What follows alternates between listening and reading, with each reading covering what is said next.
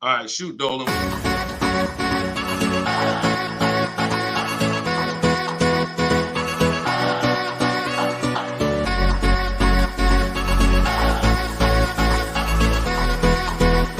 The worst possible thing you could say when you walk into a car dealership. I spent 5 years with Mercedes-Benz, 5 with General Motors, and the worst thing a person could say when they walk in is, if you could just get me to this payment, we got a deal.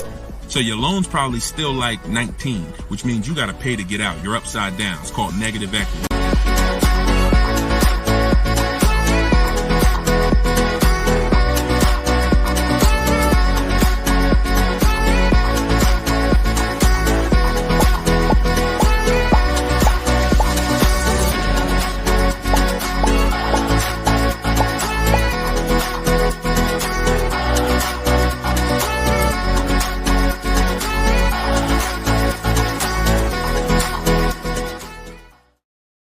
What's going on, everybody? We are officially kicking off episode 1 of Car Shopping Questions and Answers. I am your host, Deshone the Auto Advisor. We're going to do this show for about an hour. I'm excited to get really down into the nitty-gritty of showing you how you can buy cars, lease cars, and get below market prices. And if you don't know me, I spent 14 years in the car business, 5 with Mercedes-Benz, 5 with General Motors. And now what we do is we devote our time and our energy into teaching you how to car shop with strategy, how to understand the things that you haven't been taught to understand. So we do rapid fire Q&A. And no matter where you're at, I want you to start typing your questions. We're live on 4 platforms right now. And this whole broadcast is going to be sponsored by my new book. It's a digital book. It's called Cars from Home: 7 Steps to Saving Time, Money, and Avoiding Dealerships. There's a link in every single post, so you can get your copy at 75% off for the next 30 minutes. But while we're here, let's go deep.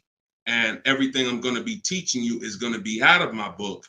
And all of your questions are going to be answered in one of our 7 steps. So start typing your questions. I got my man Dolan in the background. I see a lot of people on TikTok, but I don't see the questions coming in on TikTok yet. And TikTok, y'all usually are the ones that send the questions the fastest. So let's get these questions up. And so Dolan can start loading them onto the show and we can get down to business. So Dolan, kick us off when you're ready. 75%. Yes, 75% off is today, SS. That's from YouTube. Yes, you can get it for the next 30 minutes. It's normally $97. But it'll be in your inbox in about 5 minutes at 75% off. So let's go, Dolan. When you're ready, if we've got the first question, let's kick it off. Okay, this one's from YouTube. Hello. Thank you for all your advice. We're looking at the car on Copart, and it was a salvage title. What is your experience with these types of auctions? So I don't get into teaching about salvage titles. I'm going to tell you why. I consider that to be like foreclosures. I'm not telling you that there's anything wrong with these cars. What I am saying is they're like foreclosures in real estate, which means you should be learning from someone who actually lives that life every day, because there are many risks. When a normal person starts entering into a high risk market, the rewards could be high, but also the risks are high. So I would tell you to find someone who's buying salvage titles, buying at auction, and learn from that person. Okay, go ahead, Dolan, shoot the next one up. Okay, this one's from Instagram. I got a lease with Nissan, not looking to go back to Nissan. Should I buy it out and then trade the vehicle in for what I want? This is a great question. First of all, can everybody hit the share button? And if you're on TikTok, can y'all just start tapping the screen and light this up? Because we want to set people free, and it takes all of us to do this. It takes the people who are committed to this mission. You want to save money. You also want your friends to save money.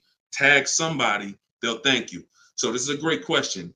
The only time it makes sense financially to buy a lease is when you're keeping it another 8 years. I'm going to tell you why. I'm teaching something called the 8-year rule, because what you guys have to learn is the unseen expense. The unseen expense is depreciation. That's the expense you haven't been taught to see. You haven't been taught to focus on it.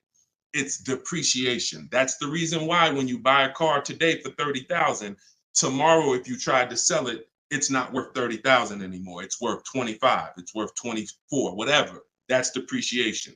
So when you keep your car long term, your car's value goes down like this. But when you keep it long term, the depreciation starts to level out. When you buy your lease, all you're doing is buying a pre-owned car. That's all you're doing. Yes, it's a lease that you had, but you have to start seeing it as it's just a used car. So you want to ask yourself, should I buy a used car and then turn around and sell it? That's what you're talking about. Now, Coach Mojo, we don't buy leases. What we do is we see if we can sell them for a profit. If you didn't know you could sell a lease, I want you to type a 1 in the chat. We're going to be peeling back a lot of things you're going to discover as you listen and you stay in this community. You can sell a lease. Most of you have heard of the term lease with the option to buy, but you're not familiar with lease with the option to sell. You have those rights no matter what. 9 times out of 10, we're going to exercise our option to sell. And how you sell, there's 3 ways to sell. There's 3 different types of what I call an equity assessment. This is step 2 in my book. You must do an equity assessment. If you have ever dropped your lease off to a dealership and you haven't done this, then you could have given them thousands of dollars without knowing. So what you're going to do is do an equity assessment by calling the bank, finding out how much you owe. You want to get your payoff. That's going to tell you, let's say it's $18,500. That's your customer payoff.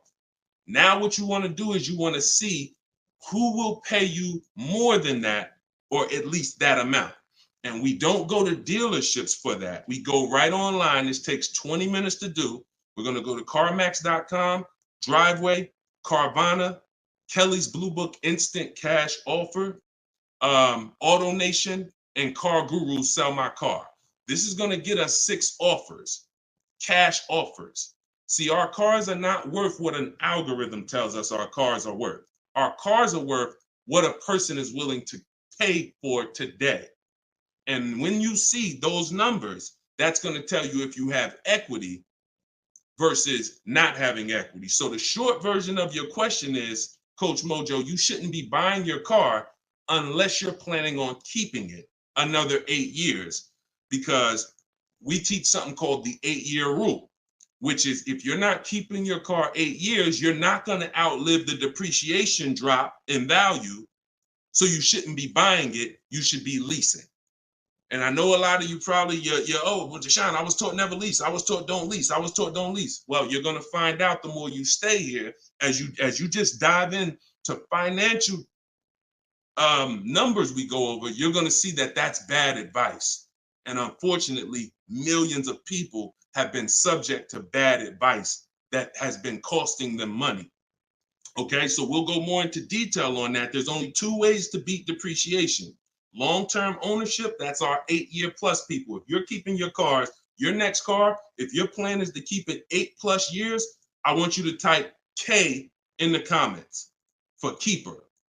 Type K in the comments if your next car, you're like, Deshone, my next car, I want to keep it at least 8 years. I want you to type a K. All right?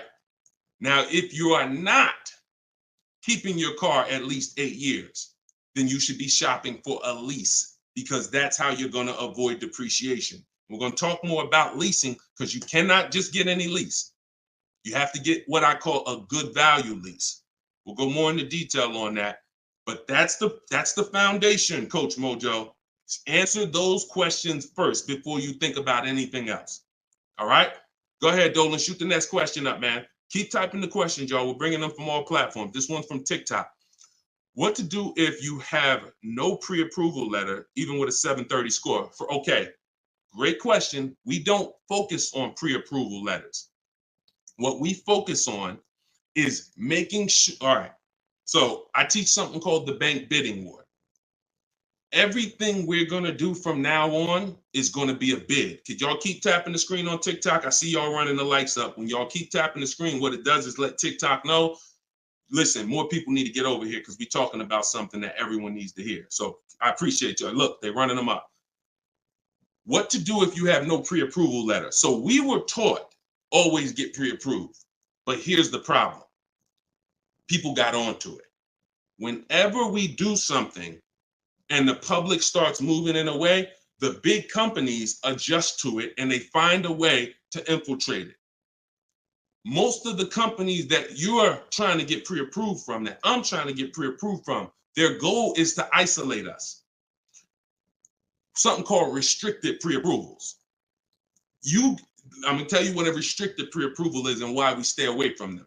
A restricted pre-approval limits where you can shop. We'll approve you, but only to shop with Carvana. We'll approve you, but only to shop with our dealer network. We'll approve you, but only to shop with a drive time dealer.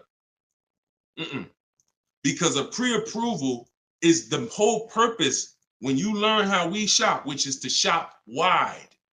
When you start seeing to shop wide and get multiple offers and see the entire 100-mile radius within where you live as a huge market where people are competing to sell you a car, you'll start seeing why we never want to deal with a restricted pre-approval.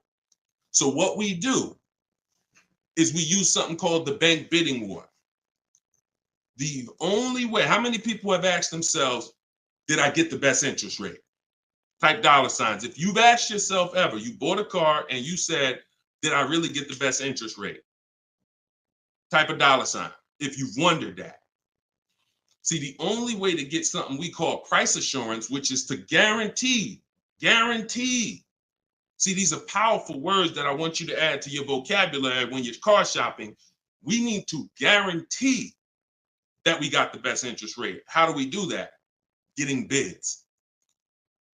Experian wrote an article. They allow you to have multiple lenders pull your credit with a hard pull and compete and give you rates within a 14 to 45 day period. Now, don't ask me why they say 14 to 45 days. That's the window. I'm going to teach you how to do it in a way where it'll only take you 2 days and you're going to let tons of people run your credit and you're going to guarantee you got the best rate, and it's going to weigh on your score like one hard inquiry. So if one hard inquiry would have dropped your score 9 points, natural. We buy a car, a hard inquiry is going to drop our score. That's natural. But we're going to get 20 hard inquiries and it's going to drop our score the exact same way. This is how it works. You do not let anyone run your credit under any circumstances until after you find your car. In my book, I have something called the Perfect Budget Calculator. I created this tool. What it does is it's going to tell you, it's going to give you multiple goals. It's going to tell you exactly what car you can afford. It's going to tell you how to be under your max monthly payment. And you put everything you want to put in, what your max monthly payment is, we use the standard interest rate. So whatever the interest rate is at this time, we use that. Budget. The only purpose for a pre-approval is to budget. Think about some of you who are homeowners. The only purpose in getting pre-approved was to budget so that you can go buy your house, right? You with me? That's the only purpose. If we don't get pre-approved, we don't know how much we could afford. So when we do, what we do is we take the average interest rate, and that's what we're going to use to estimate our payments. This is in my book. See, I created technology. So some of you are saying, Deshone, is this just a book? No, it's not just a book. I have links in there. I have links to videos in there. I have platforms that I've created and calculators and tools that I created that I wish I could refer to you. No, but they're only in my book. So you can get the book. I'm going to teach you how to do things the manual way. Some things you could say, Deshone, I could do that manually. But if I'm telling you about a tool I created to use so that it can budget for you, then the only way to get it is to actually get my book. You can get it for 75% off in my TikTok bio. You can get it in my Instagram bio. You can go to deshonesbook.com, or you can scan the QR code and get your copy for 75% off for 30 minutes. But when you budget, you know exactly how much you can spend on a car, and you go find your car under that budget. The Perfect Budget Calculator is going to give you multiple goals. See, here's the problem. When you go out shopping for a car, you notice how you have a budget in mind and you typically tend to go over it. You say, I don't want to spend any more than $500, or I don't want to spend any more than $30,000, but you usually end up going over it. because you don't factor in tax, you don't factor in how long the loan, you don't factor these things in. Okay, well, how much? They said I'm pre-approved for $30,000, but what does that equate to in a monthly payment? It's broken. It's a broken system. When we go out, we find the car we're looking for. That's when we are going to now let people run our credit. Never before that. We go out, you find your best deal on a car. That's when you come home and you let multiple people run your credit and fight it out to give you an interest, to give you a loan. See, because if you open up, if you let people run your credit before this, now they're going to give you a time limit. So even this is all answering this young lady's question about pre-approvals. The reason why they're garbage is because if it's a hard pull, they're garbage, because now they started that window that I told you about. You got 14 to 45 days and it starts to count down. Now you're trying to rush and find a car. Some of us, it might take us 3 months to find the best deal on our car. If you got a pre-approval and the time is expiring, you're shopping with your back against the wall. Second reason it's garbage is because once they give you a pre-approval, you are now tied to them and you don't have the opportunity to bid, and it's just garbage. So do what I'm telling you to do. When you find your car, that's when you're going to come home and you are going to now let people run your credit, and then you are going to let the dealer see if they can beat it. See, this is a must. I know you may have been taught, oh, I don't let that dealer run my credit. No, make them compete. The bad part is when a dealer is trying to give you an interest rate when you have no offer. That's bad. But when you have an offer, that's when he's trying to beat it. And that's a very different thing. You tell him, hey, I got 7.2 from whatever bank. That's the best offer I got. Okay. Now that dealer goes to work with their 7 to 12 bank. Hey, listen, can we beat this? And when he calls you, he's going to tell you one or two things. Hey, good news. I was able to beat that interest rate. In which case, you what? Guarantee you got the lowest interest rate. Or he's going to say, listen, I tried my best. I talked to every bank I got. Nobody could beat that rate. In which case, what? You still what? Guarantee you got the best interest rate. So the only way we're going to be able to do that is with bids. We're going to stop negotiating. We're going to start making people bid. That's what we're all about here. Go ahead, Dolan. Shoot the next one up. I'm going to try to get through these. I'm going to try to give, see, I can't do short answers to some questions. Okay, hold on. Yeah, hold on. Link to 75% off is not working. Are y'all able to click it on TikTok? Let me know on TikTok if y'all are able to access the 75% off. Okay, this one's from YouTube. My credit score is between 500 and 600. Can I still get a nice car? Great question. You should be focused on getting a great car, and you should be, all right. My credit score is between 500 and 600. Can I still get a nice car? Under no circumstances do you ever want to compromise on the car. Follow me. You are going to focus on getting a great car, knowing I'm probably going to pay more in interest. Paying more in interest is not bad considering your situation. Here's why. That can be fixed. Refinance, that can be fixed. But if you get a bad car, that cannot be fixed. So we have resources. I use a company. I refer people to LendBuzz. LendBuzz will work with people who have challenged credit. But here's what you got to know. You can't let them dictate how you're going to shop. You must have your own shopping strategy. Now, there's two situations where if you have bad credit, how many years are you keeping the car? That's the question. If it's 8+ years, then no problem. I'm going to get the best car I can find. I'm going to pay a little bit more in interest, but as soon as my credit's good, I'm going to refinance that loan. Problem solved. Second person is Deshone. I'm not keeping my car 8 years, but I need a car now. Perfect. You should be trying to set yourself up for a lease in 2 years, in which case you want to get the least expensive car that you can get a loan on. 10,000, 12,000. You're going to use that perfect budget calculator, or you just want to say 10 to 12,000. You're going to try to find a car in that range. I'm going to tell you why. In 2 years, when you go to trade out of that car, if you go and buy yourself a $20,000, $30,000, $40,000 car, you're going to have a bunch of negative equity. And what that's going to do is that's going to stop you from getting a lease. This is what people do. oh, Deshone, I couldn't qualify for a lease, so I'm gonna go out. I want to get that Dodge Charger with the big engine in it because I can't sacrifice for 2 years. I can't be out here looking like I don't have a nice car. Problem. I can't help you. But if you're willing to say, because I'm gonna tell you why. I'm gonna tell you why. When you get that Dodge Charger, you usually forced your way into it, bought an older one, paying a high payment, high interest. So in 2 years, when you think you're gonna trade out of it and go lease, you're gonna have a hard time because the negative equity is gonna be so severe. And when you have that $600, $700, $800, $900 car payment, chances are you might miss one of them. This is a disaster because we can't sacrifice. So what I'm telling you to do is say, all right, if Deshone's telling me that the best move financially is for me to be leasing because I'm not keeping my cars 8 years, I need to be getting great leases, but I can't qualify, then my mission is to qualify. That's my mission. So when I look at what that take, what did that take? That means I'm going to get a car now, and that's going to be my sacrifice car.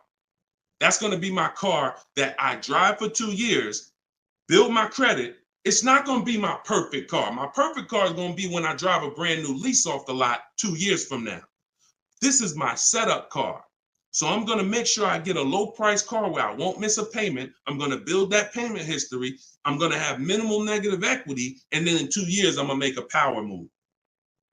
That's the short term and the long term. That's why it's important to know, is this a long-term car or is this a short-term car? Very important to know. If it's long-term, I told you what to do. You buy a car, refinance later. Short-term, you should be setting yourself up for a lease in 2 years. Buy yourself an inexpensive car, low loan, small loan, and get ready to trade that in 2 years.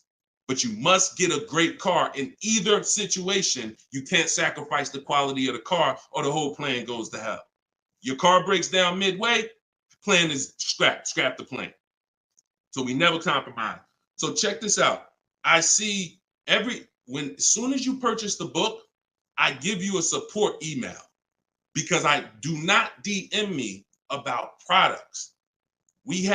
Everyone gets a support email because we want to handle those issues immediately. DMs I barely see. Thank God we got 2 million plus followers. I can barely see DM. That's why as soon as you get a book, I say screenshot this screen. If you don't get that book within 5 to 10 minutes, check your spam, check your junk. Then you go and you contact support and we'll make sure we email you that copy manually. Okay, because that's what we do. Don't DM, use that support email so we can make sure we take care of you. All right, shoot the next one up, Dolan. Great questions so far. What would dealers try to sell you a car that has issues? Don't sign up for these answers. That's why does the sun rise in the east and set in the west? Some questions are not worth trying to answer. Just plan accordingly and move accordingly, knowing these things are. If the people who are supposed to be taking care of you with cars are not educating you, are not moving with integrity, then you better be educated. Remember that. If the people who are supposed to be taking care of your money, when you come to buy a car, lease a car, that's a $10,000 to $100,000 transaction, some of you. If those people are not moving with integrity, and you cannot guarantee that, a smile doesn't guarantee that, talking nice doesn't guarantee that, you better be educated.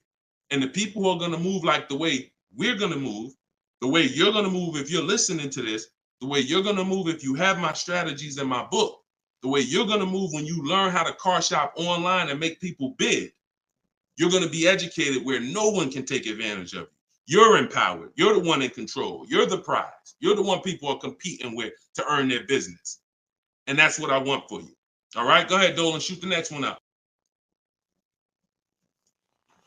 This one's from Facebook. I'm about to begin the process of buying a car from a dealership. They're offering me a lowered payment if I go with one of their lenders. Are there any ways to save on this deal? So have you gotten bids?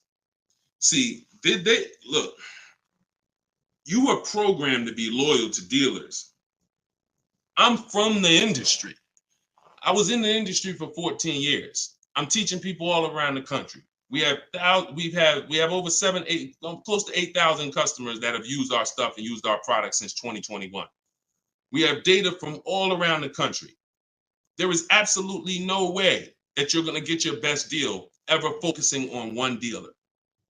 That would be like you going into a supermarket and say, hey, no matter what the price of this item is, I'm only buying it from this brand.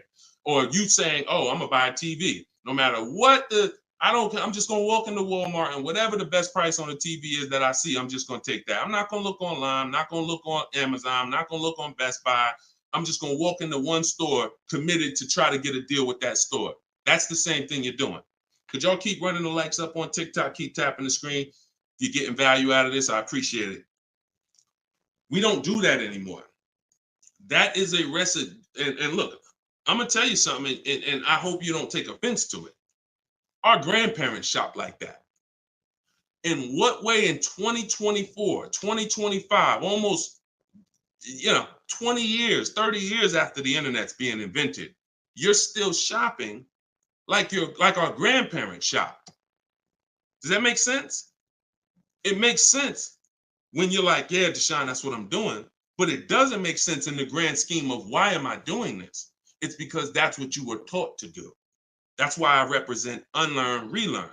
You can't win with what I teach unless you're willing to scrap all that bad knowledge. We don't buy from one dealer.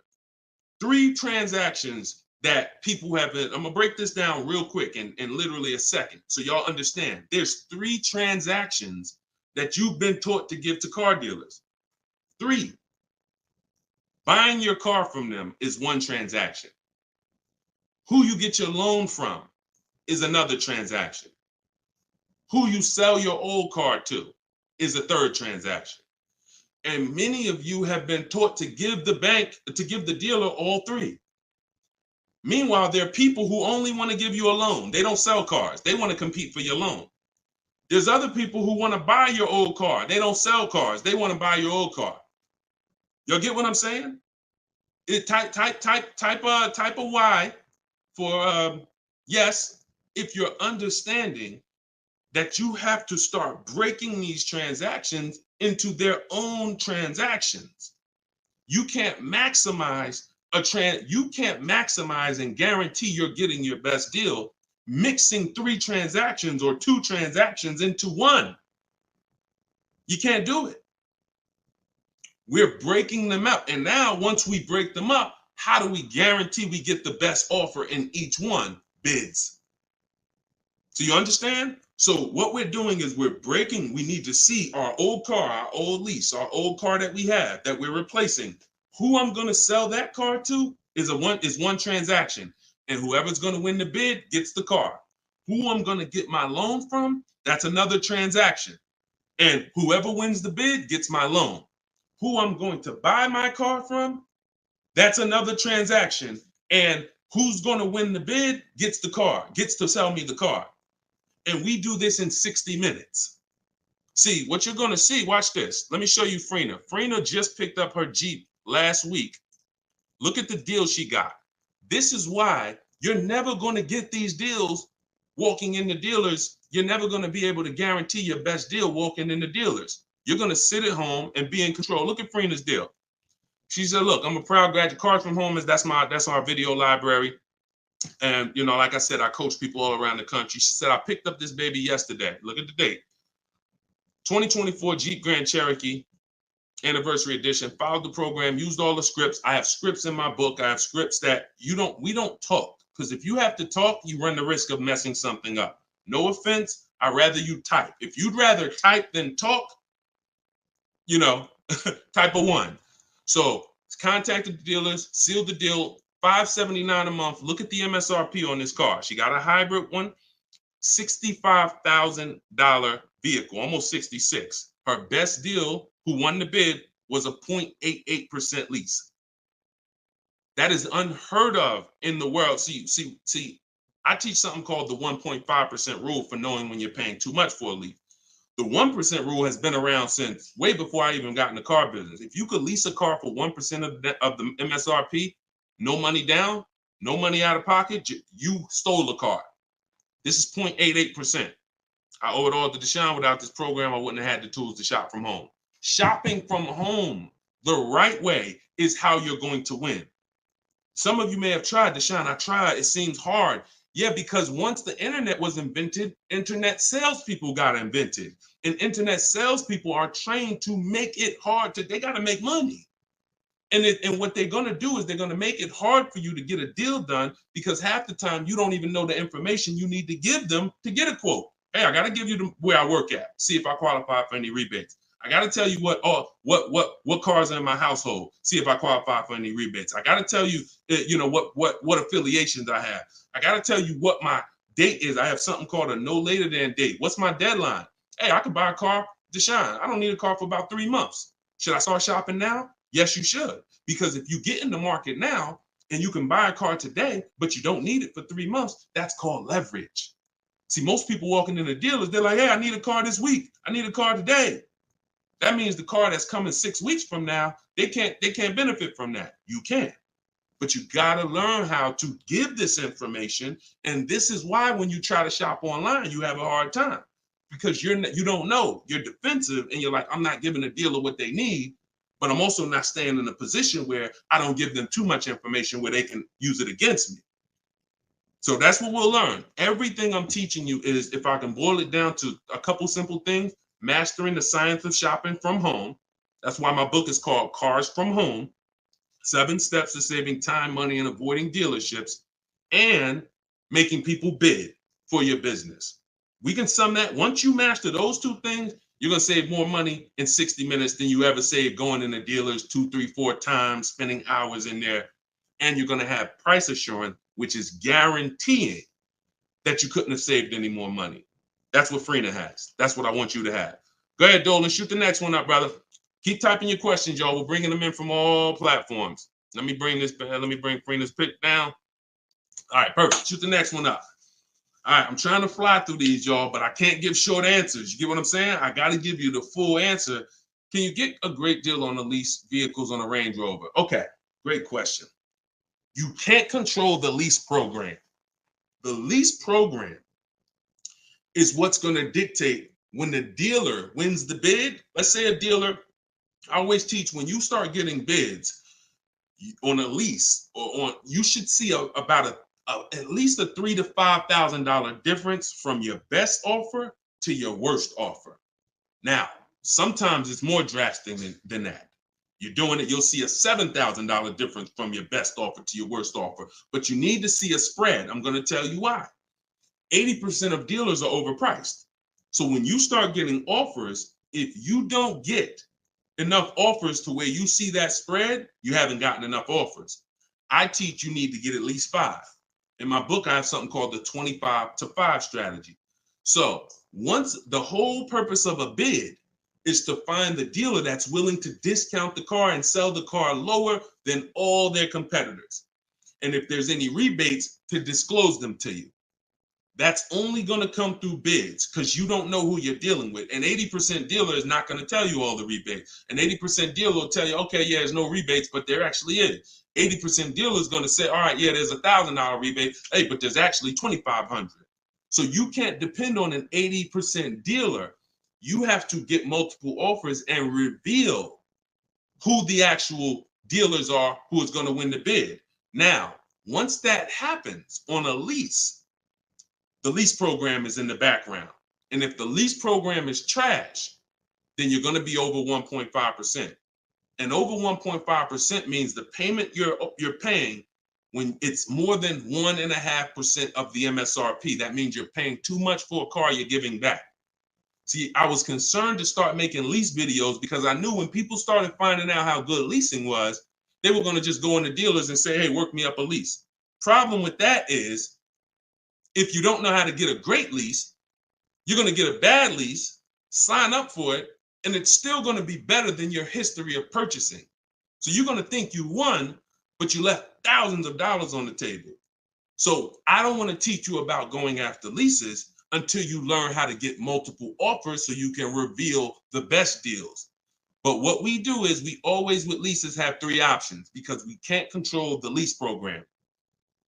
And if we can't control the lease program, we need to have a bet. Because look, y'all, There's tons of companies out there that are offering bad leases and people are signing up for them, especially some luxury brands. Every car has a different lease program. Luxury brands will say, hey, we're going to put a bad lease out there because we know we can ego sell people, which means, hey, come on, Mr. Jones, come on. How long you been driving Range Rovers? Man, I've been driving them for 12 years. All right, well, come on. You really gonna leave Range Rover over a couple dollars? Yeah, but I mean, the lease seems kind of high. It seems like, I'd be better off buying the car. No. If you don't know that, they're going to ego sell you. So until people stop signing these bad leases, we are not going to get to the point where some of these banks say, all right, we got to stop with the bad lease deals. Now, conversely, opposite end, there's phenomenal lease deals out there. Like Yusuf Rena. I'll show you a couple more before we jump off the show. So it's harder to get a great lease deal because there's a lease program. It's easy to get a car if you're buying brand new through bids. Easy to save thousands of dollars. But we can't dictate the lease program. And we're not going to sign I will never say to you, sign a bad lease. Dealer will tell you, oh, look, I'm beating all my competition. Phil, man, look, I'm saving you like $6,000. Man, I wish I could lower the payment, but the lease program's not good. That's okay. That's why it only takes us 60 minutes to get these quotes. We don't want to spend hours to find out it's a bad lease program. We pick a car, we get our bids. Within 2 days, we're going to know if it's a bad lease program, in which case we move to our Plan B vehicle. Okay? So everything I'm teaching is out of my new book. It's called Cars from Home. It's a digital book. It's called Cars from Home, 7 Steps to Saving Time, Money, and Avoiding Dealerships. Your goal is to master the science of car shopping from home and to start making people bid for your business. All right, that's everything it's going to show you in 7 steps, and you can get it for 75% off in my TikTok bio, or you can get it in my Instagram bio, or you can get it in my you can go to deshonsbook.com or scan the QR code. Go ahead, Dolan, shoot the next one up. This one's from TikTok. How do I get out of negative equity? 3 options for negative equity. That's it. And after I tell you these 3 options, I need you to know the cause. The cause is super important because I can give you a Band-Aid, but if you don't know the cause, you're going to continue to be in trouble. 3 options. 2 lead to a new car. 1 doesn't. Negative equity is the bad credit to people with good credit, because if you have too much, it will stop you from getting your car.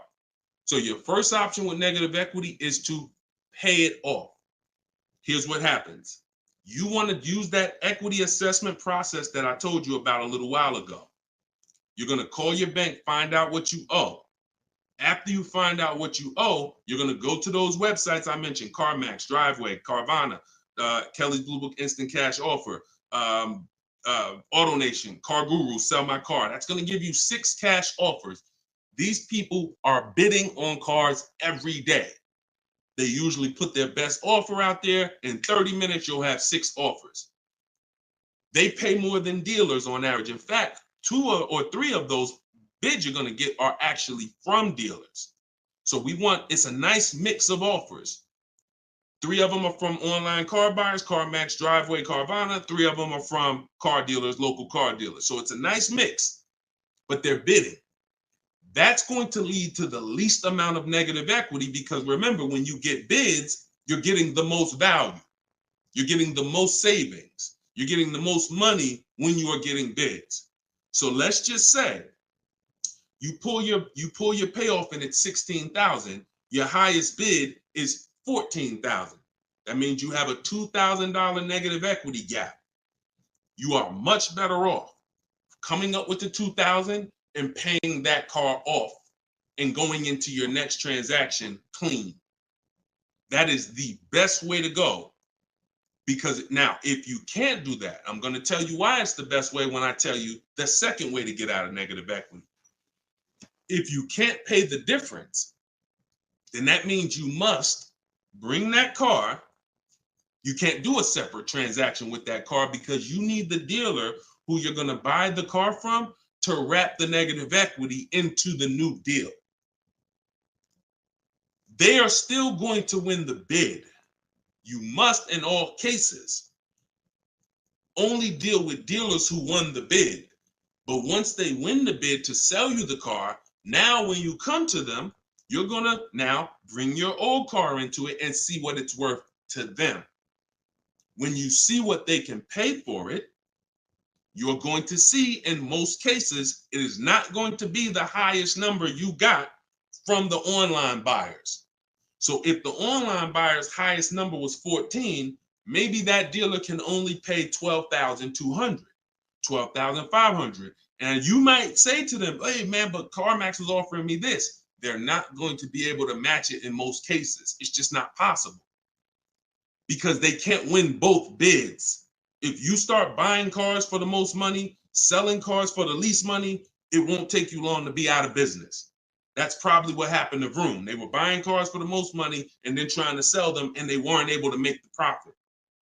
So we must separate the process, but if you can't pay the difference, you now must bring your old car into the process after a dealer wins the bid, introduce them, hey, this is the car. Now, they've already won the bid. They beat all their competition to sell you a car. So they've already proved they're a 20% dealer. Now you're bringing your old car and you're going to see, Dad, if I would have sold it to them, I would have only had 2,000 negative equity. But bringing it over to this transaction, I actually got like 3,700 negative equity. And there's nothing we can do about that. That's why I said the plan A is always, if you can cover the difference, cover the difference. If you can't, that's your only option. Now, here's the third thing. I told y'all 2 things lead to a new car with negative equity, 1 doesn't. If you have too much negative equity, you have to understand loan to value ratios. Loan to value ratios have nothing to do with credit scores. That's why I call negative equity the bad credit to people with good credit. When you bring your negative equity over, the bank is only going to lend a certain percentage above the price of the car. So if the price of the car is 30,000 and you have good credit, the bank might only lend 36. They might only lend 20% more, 25% more than the price of the car. So if you're coming over and you're trying to do a no money down deal, which is what we do, we shop with no money down. If we can make no money down deals and we can get the car payment to where we want, if we can get the whole deal to where we want with no money, that's what we do. It's different when interest rates are higher. We typically put more money down to avoid paying more high interest. But when it comes to us shopping, we always shop with no money down.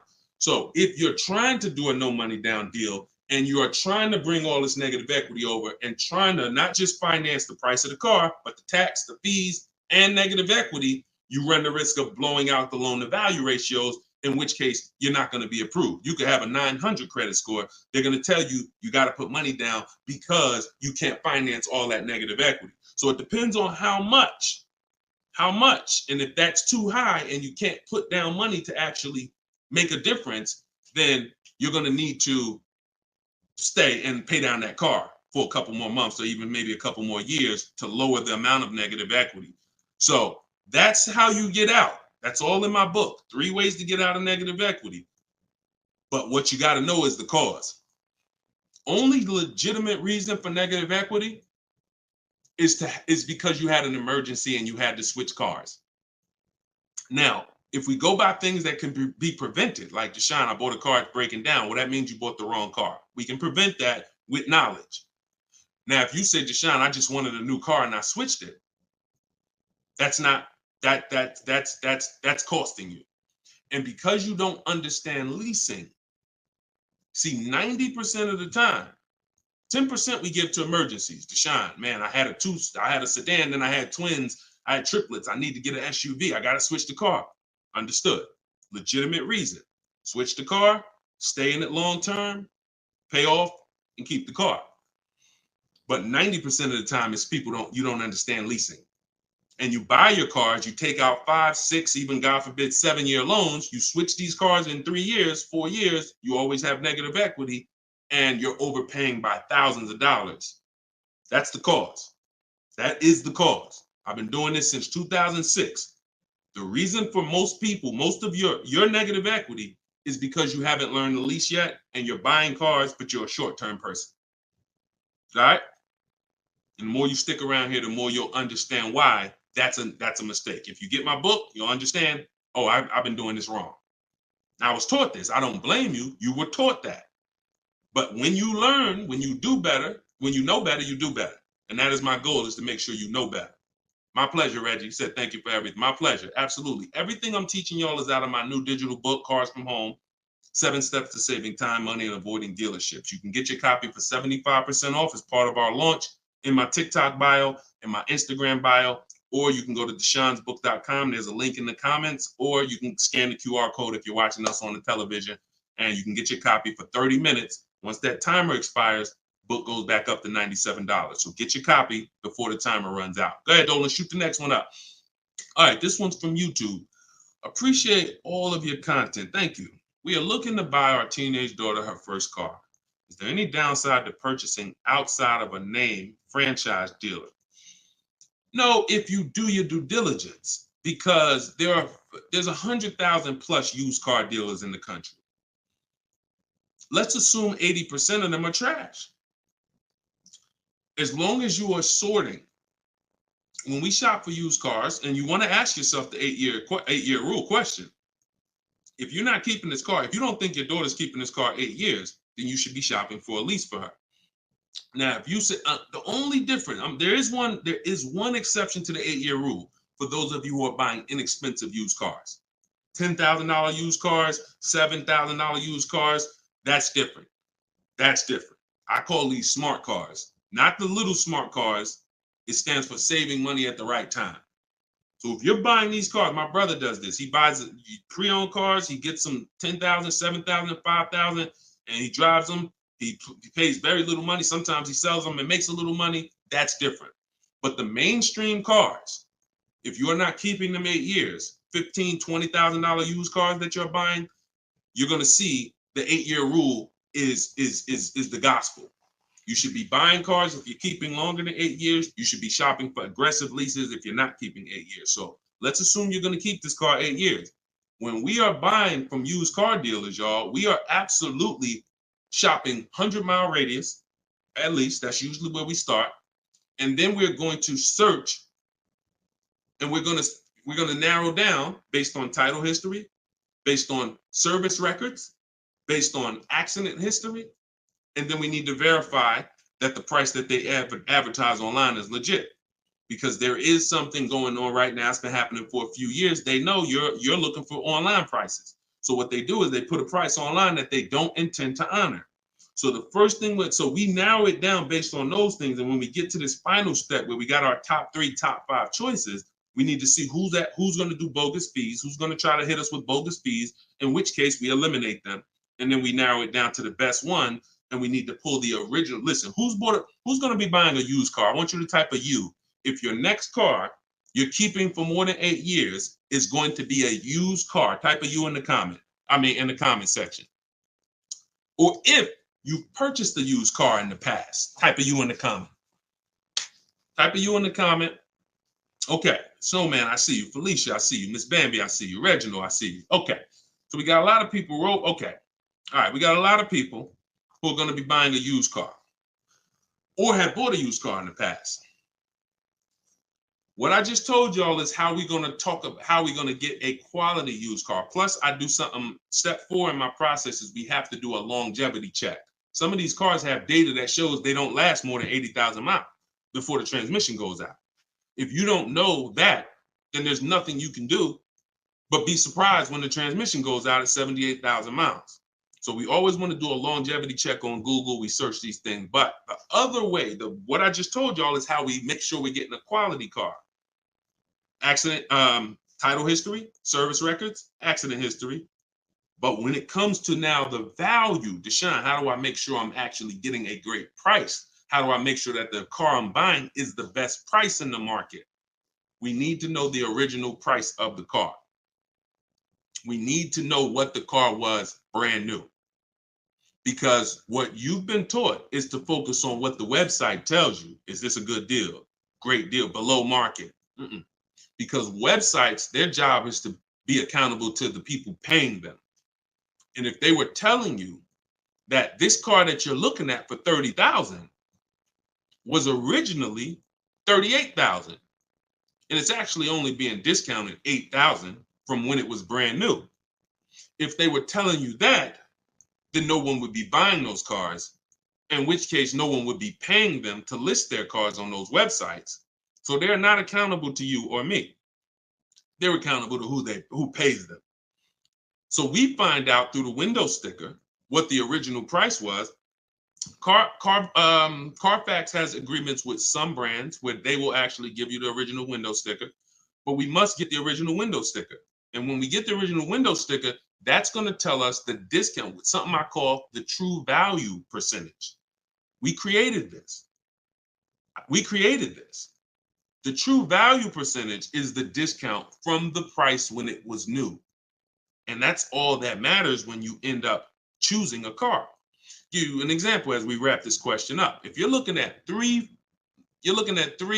Honda Pilots. You've narrowed it down to 3 Honda Pilots. They're all within $1,000, $1,500 of each other. One's $30,000, one's $30,500, one's $31,000.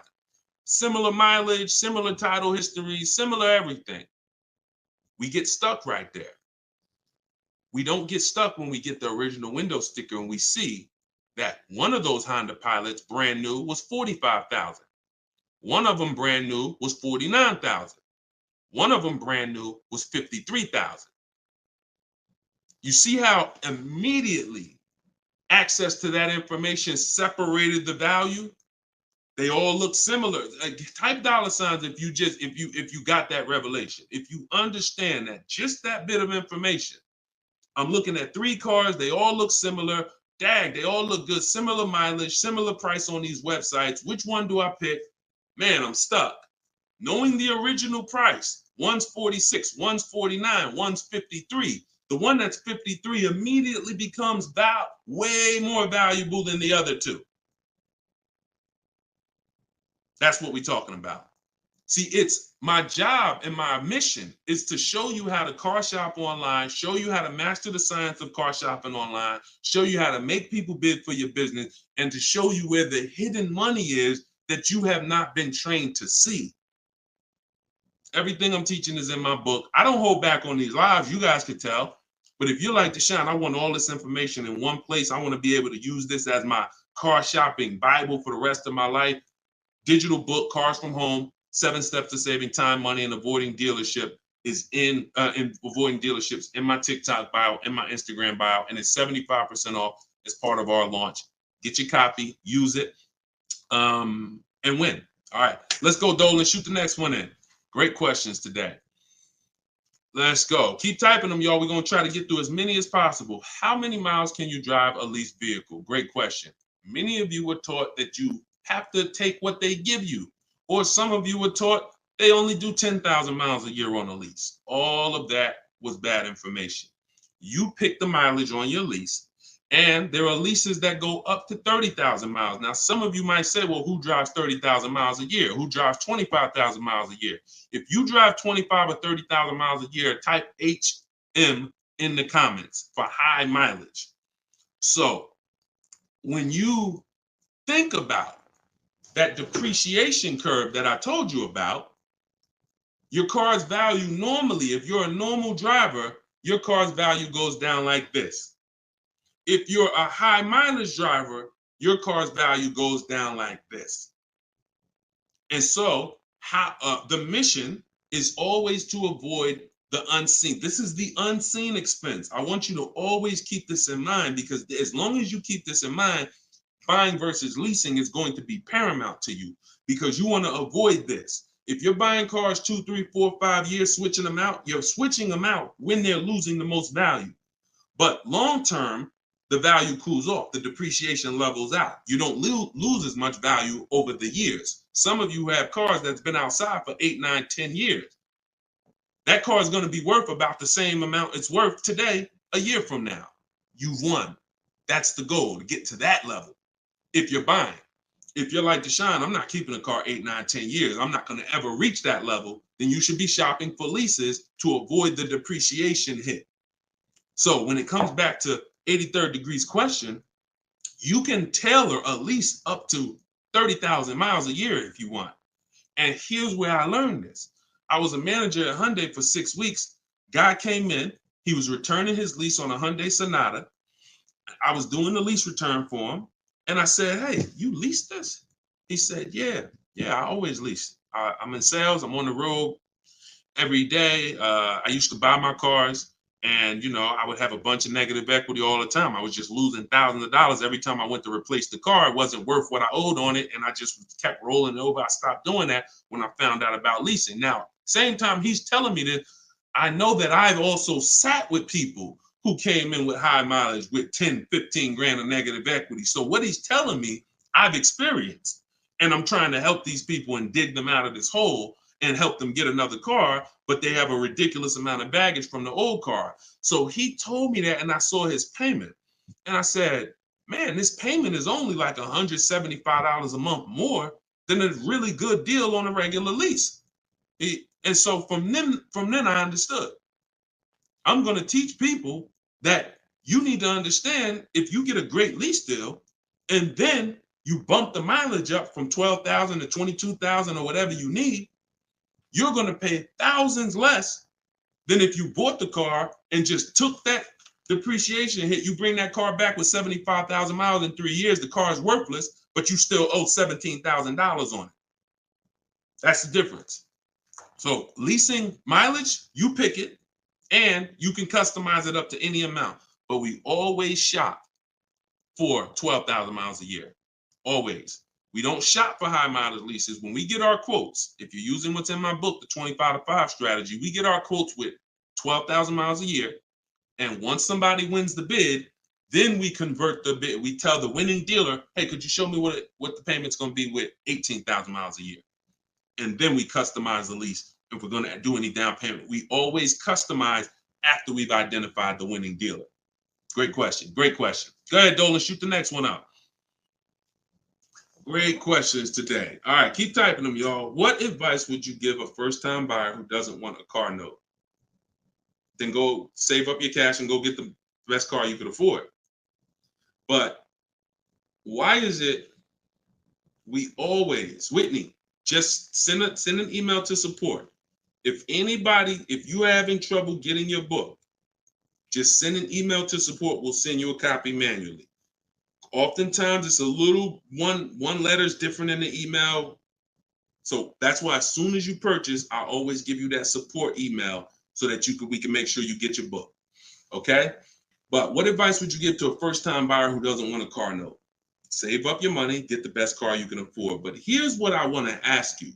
Why is it that the only time we want to avoid a monthly payment is with a car? We don't say to the electric company, I don't want a monthly payment. We don't say to the water company, most of us who are buying a house, we have a mortgage. Most of us who are renting, we pay rent every month. Why is it that the only thing that we say we don't want a monthly payment on is a car? Why?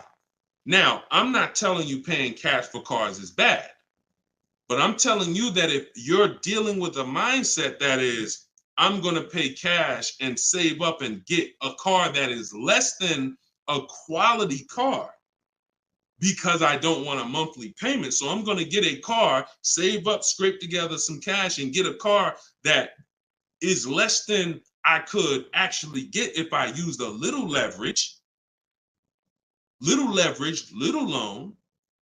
See, there's something called over leveraging.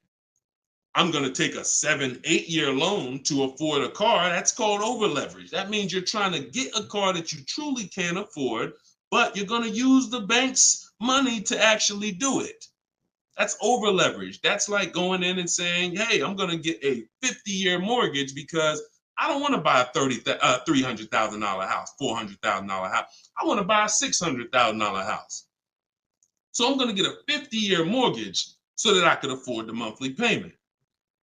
When you do this, there's, again, cash buyers. Nothing wrong with that.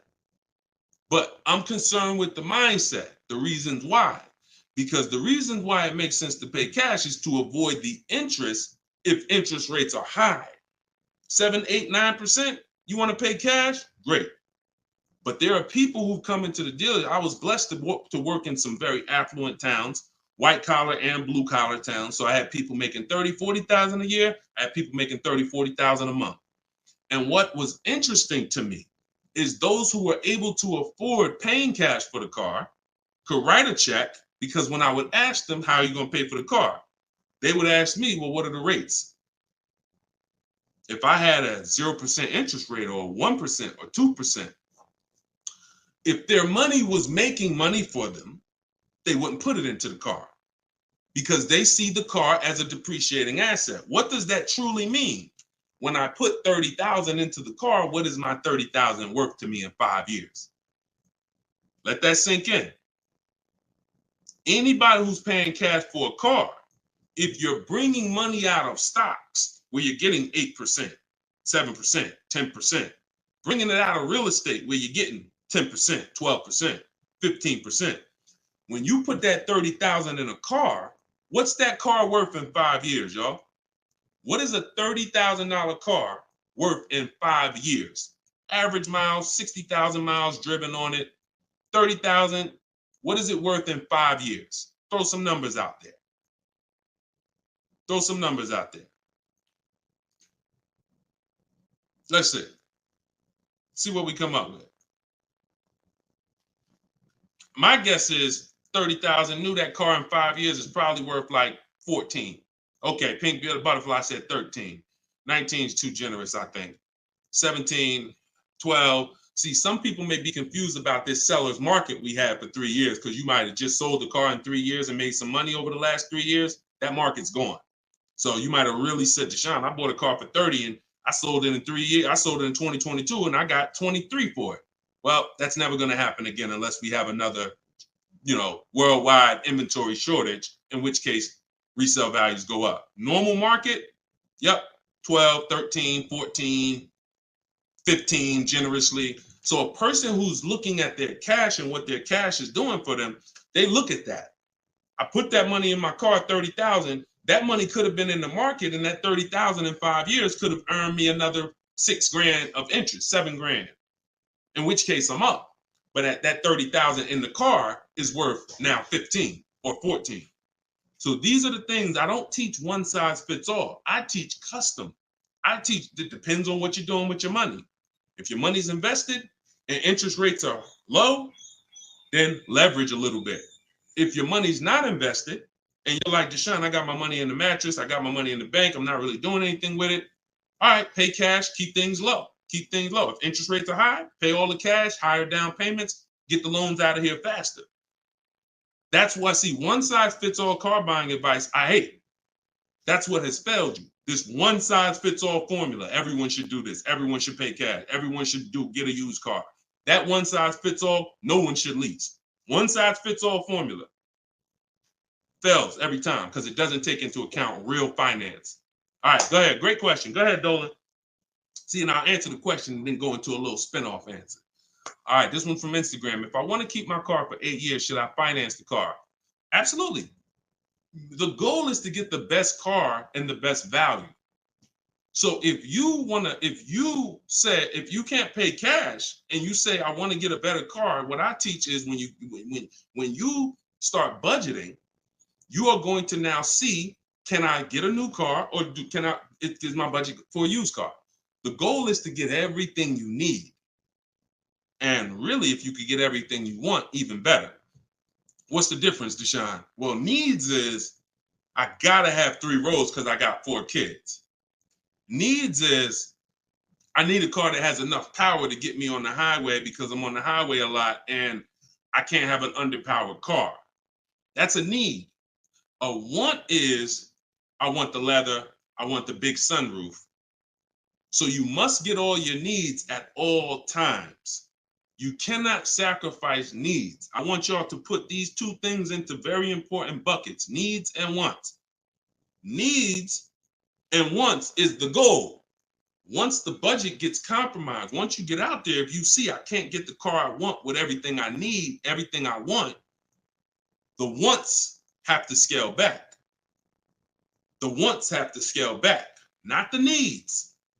I had a woman walk in the Mercedes when I was there, and she was like, hey, I want the big truck because I got kids. I need the 3 rows. And once we worked out the deal and the numbers, she saw the numbers and she was like, oh, that's above my budget. But what about the 2-row one? What about the smaller one? I said, didn't you say you need 3 rows for the kids? Yeah, you're right. You're right. See, she's about to take a need out to get a want. Does that make sense? So needs and wants are the big things. Needs will make you switch the car because you didn't get what you need. And when you switch the car, you lose money. So when you didn't get what you need, you will switch the car and lose money. If you didn't get what you want, that's easier to bear. Needs is like from day one, this car is not doing what I needed to do. So we must get our needs first. And that's what we talk about. So then you choose, can I budget, get me a new car or a pre-owned car? And once you make that decision, you just go out and you're now shopping the market. I use, in my book, I have something called the multiple marketplace strategy. This is when we shop for used cars. We're on all the marketplaces. We're seeing the whole market as one big marketplace. Everywhere cars are, we are looking and we're narrowing it down to our best, top 3, top 5. And then we're taking one across the finish line. You can't get below market deals on a used car until you see what the market is. See, let me go deep on this for a quick second. The goal for me, if you're learning from me, your goal is to get below market deals, below market leases, below market. You saw Freena's lease. That's a below market lease. That's not a lease that you see advertised that people are getting. So below market pre-owned cars. In order for you to get a below market pre-owned car, you got to know what the market is. So sometimes you're going into one dealer and you're looking and saying, okay, let me negotiate with him. That's a mistake. You don't know what the market is. When you see the low side of the market on a used car, now you're able to see, again, if you're shopping the right way, there's always a spread because there's always people untrained who are going to pay the higher prices. They're going to walk into those dealers. They're going to go back and forth, take $2,000 off. They think they won, but you were negotiating with one of the higher price dealers. So because he took $2,000, $3,000 off, you think you won, but you were at the wrong dealer to begin with. So once you actually see the low side of the market, we zero in on that. And we zero in on that, and we look to take one of those deals across the finish line. Can't get below market deals if you don't know what the market is. That's why when we look at used cars, we're not looking to buy the first day. We're not looking to buy the second day. Sometimes some of you are like, Deshone, I got a couple months. You might want to watch the low side of the market. You might want to, we always get alerts when we go in. This is all in my book. If you like Deshone, I want to know all of this. I need this in my hand. It's in my book, Cars from Home, 7 Steps to Saving Time, Money, and Avoiding Dealers. 75% off in my link, in my bio, TikTok, in my bio, Instagram, or go to DeshonesBook.com or scan the QR code. But when we are getting these, when we are looking at the low side of the market, you might want to watch it. You might want to watch it and see, okay. And then we have alerts on. So every new car that pops up on these marketplaces, we get an email immediately. So we get an email immediately, and if I know that the low side of the market is 22, 23, the minute that car comes on, I'm going to be one of the first ones on it, where everyone else is going to hesitate. When a dealer gets a new car, typically a person who doesn't know the market, they're going to go in there and they're going to be like, all right, is this really a good deal? Meanwhile, we know the market, so we know in a minute, I'm going to snatch that deal before anybody even knew it was there, because the best deals do not last. And that only comes from knowing the market. All right, go ahead, shoot the next one up, Dolan. Great questions today. This one's from YouTube. What can I do to increase my confidence so I can negotiate more intelligently? Stop negotiating and start making people bid. Who's not a good negotiator? Type me. You're not a good negotiator. Type me in the comments. Not a good negotiator. Type me in the comments. Okay, that's most of you. And I'm a good negotiator, but you can't get guarantees being a negotiator. Pay attention to what I'm saying.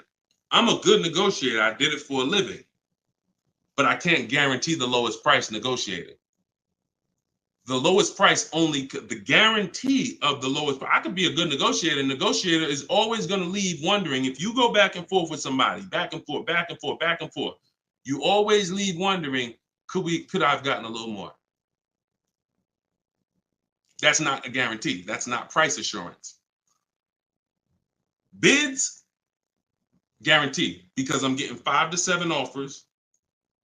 I'm having in my case, I teach the 25 to 5 strategy. We're connecting with 25 dealers. We're getting 5 to 7 bids. Whoever wins the bid wins. That means you beat 25 dealers to earn my business.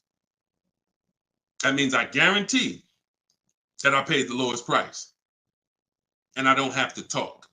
That's why in my book are scripts, online scripts. That's the one part that I can't teach you. I can't teach you. It's not that I'm holding back. I can't teach you what my scripts are that are copy and paste. When they say, hey, when can you come in?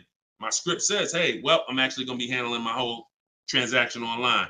Oh, actually, well, we don't quote online. Okay, that's not what other dealers are saying. Should I remove you from my list?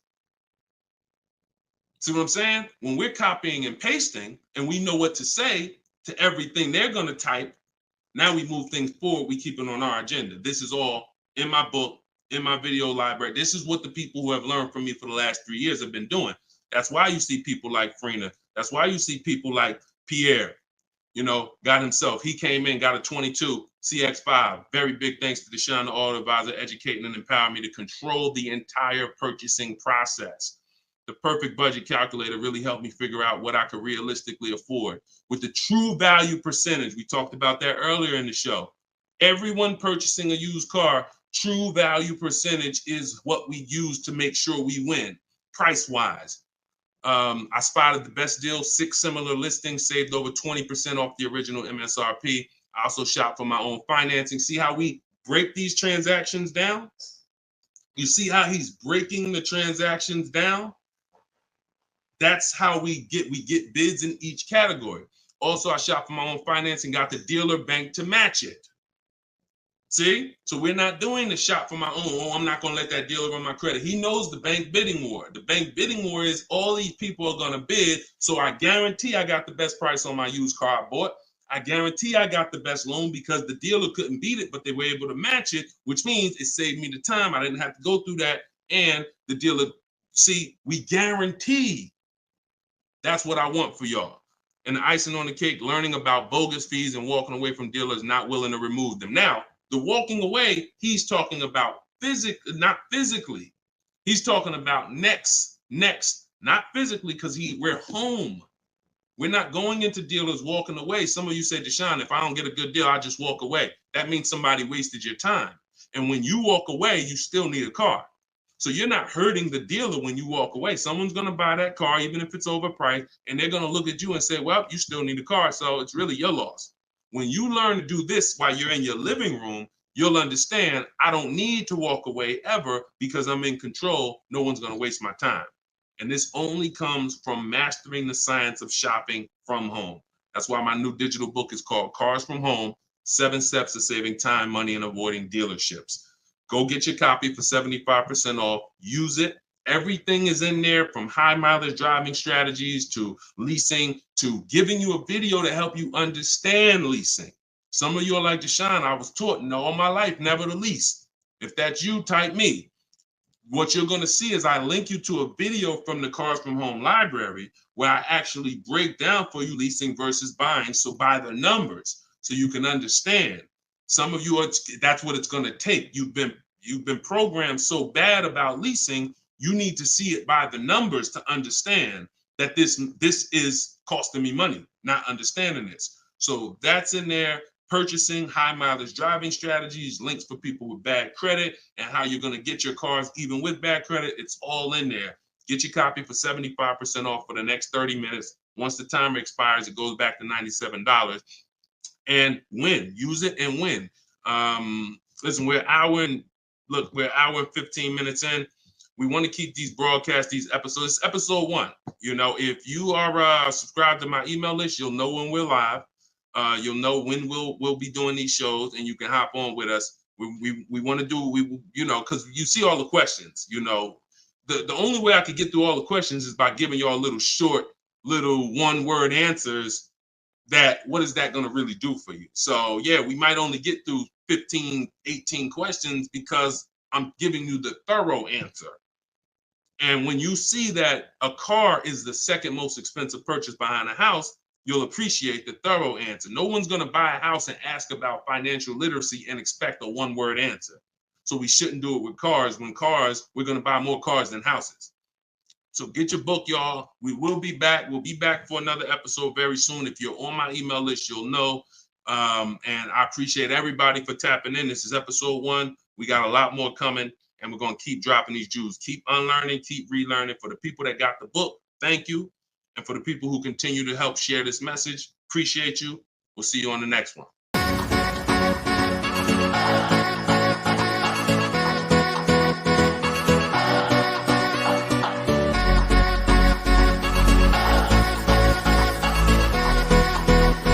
The worst possible thing you could say when you walk into a car dealership. I spent 5 years with Mercedes-Benz, 5 with General Motors, and the worst thing a person could say when they walk in is, if you could just get me to this payment, we got a deal. So your loan's probably still like 19, which means you got to pay to get out. You're upside down. It's called negative equity.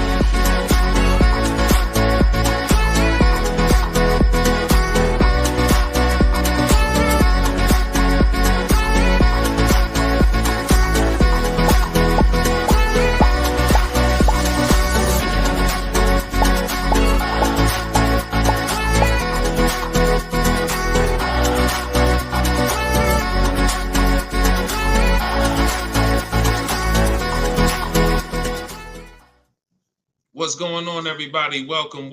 How's audio? Give me a 1 if audio's clear. Welcome back to Car Shopping Questions and Answers. This is episode 2. I'm your host, Deshone the Auto Advisor. We do these live shows to make sure you know the secrets, the science of car shopping online the right way, and know where the hidden money is. I spent 14 years in the car business with Mercedes, General Motors, and 4 years running my own brokerage, and now the mission is to make you smarter, make you better, help you pay less than everyone else for cars in less time shopping from home. So this whole show is sponsored by my new digital book. It's called Cars from Home, 7 Steps to Saving Time, Money, and Avoiding Dealerships. And you can get your copy for the next 30 minutes at 75% off in my TikTok bio, in my Instagram bio, or you can click deshonsbook.com or scan the QR code. So type your questions in, Dolan, shoot the first one up. We're going to be taking them from all platforms. And if y'all could start tapping that screen on TikTok to shoot those likes up, I appreciate it. So this one's from Instagram. Does it make sense to buy a car from another state to get a better price for the car? Great question. When you start shopping and getting multiple offers, you're going to see most of your best deals are going to come from dealers far away. Not always, but a lot of times the dealers that you've been buying from, they think they own you. They look at your zip code and they program people to come in. The average person shops 1.2, I think it's less than 3 dealers. So when car dealers know you only are going to shop 2 dealers, then they know they can control you, and they know they don't really have to be as aggressive. Now, when you start sitting at home, like I want you to do, and start letting those offers come to you and start looking at car dealers, like start looking at all the inventory and getting multiple offers, you're going to find most times your best deal's 45 minutes away. Your best deal's an hour and 20 minutes away, because those people are trying to beat their competition. So you're going to find, you get used to that. You're going to step out of the local business and you'll get used to actually getting your best deal. Here's the saying. We'll wrap this question up with this saying. You buy your car from who makes you the best offer, AKA who wins the bid. If you're new here, we make people bid for our business. The more time you spend with me, you'll never negotiate again. You'll start making people bid. And the second part of it is you service your car where it's the most convenient. You service your car where it's the most convenient. You buy your car from who makes you the best offer. All right? Great question. Shoot the next one in, Dolan. Everybody keep typing your questions. I see you. I see you on TikTok. We're going to bring questions in from every platform. Go ahead. This one's from Instagram. Should you buy a car from a rental car sales place like Enterprise or Hertz? First of all, that would be low on my list. They'd have to, and look, I'm not telling you anything's wrong with that. What I'm telling you is that should be low on the list. When we're looking for used cars, rental cars should be low, and they got to be better priced than the cars that are not rentals. So I'm not going to Enterprise looking for what they have. I'm going on Market. We use 8 marketplaces, y'all. When we shop for used cars, I have something called the multiple marketplace strategy. Multiple marketplace strategy is like it's you going everywhere, looking everywhere that used cars are. Example, if you were buying a TV, would you walk into Walmart and just say, all right, let me just look at this TV y'all got. All right, y'all want $1,000 for it? But no, you would be online looking at Walmart.com, right? Amazon, Best Buy, and any other website with a TV, right? Type right if that's the way you would shop. You'd look at someone who just walked into Walmart and say, why are you shopping like that? You see, so we bring the same things to car shopping. Same things. You're going to stay at home and you're going to go on these websites. CarMax is in the running. Carvana's in the running. None of these people we buy from exclusively, they must win the what? Let's go. Type fast. I want to see y'all typing. I want to have this conversation with y'all, but you got to type fast. They must win the bid. So CarMax is there. Driveway is there. Carvana's there. Cars.com is there. Auto Trader is there. Car Gurus is there. We even look at eBay Motors. So everywhere they're shopping, they're putting inventory. That's where we're looking. Now, if a rental car place has their inventory listed there, then they're in the runnings. If they have their inventory listed on their little website and they just want to sell local people these cars, no, we're not interested. We're not interested. Great question. Go ahead. Go to the next one, Dolan. This one's from TikTok. Is an extended warranty worth it if you buy your lease? I don't get why so many people are buying their leases. Make it make sense to me. Used cars. If you're not, see, we're finding that a lot of people buying their leases because they actually don't know how to shop. So when you look at the deals that we get, you in the last broadcast I showed you Freena. You've seen Greg, $527 a month, $56,000 Kia EV6.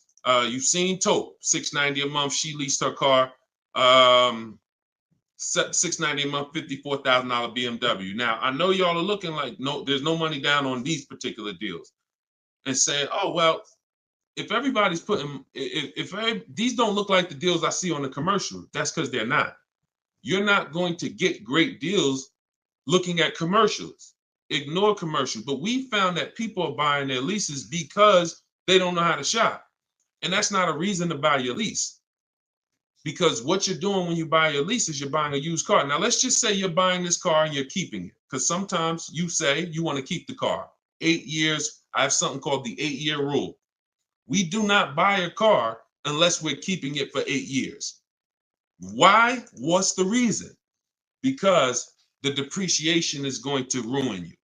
So when you look at somebody like Taupe's paying $690 for a $54,000 car.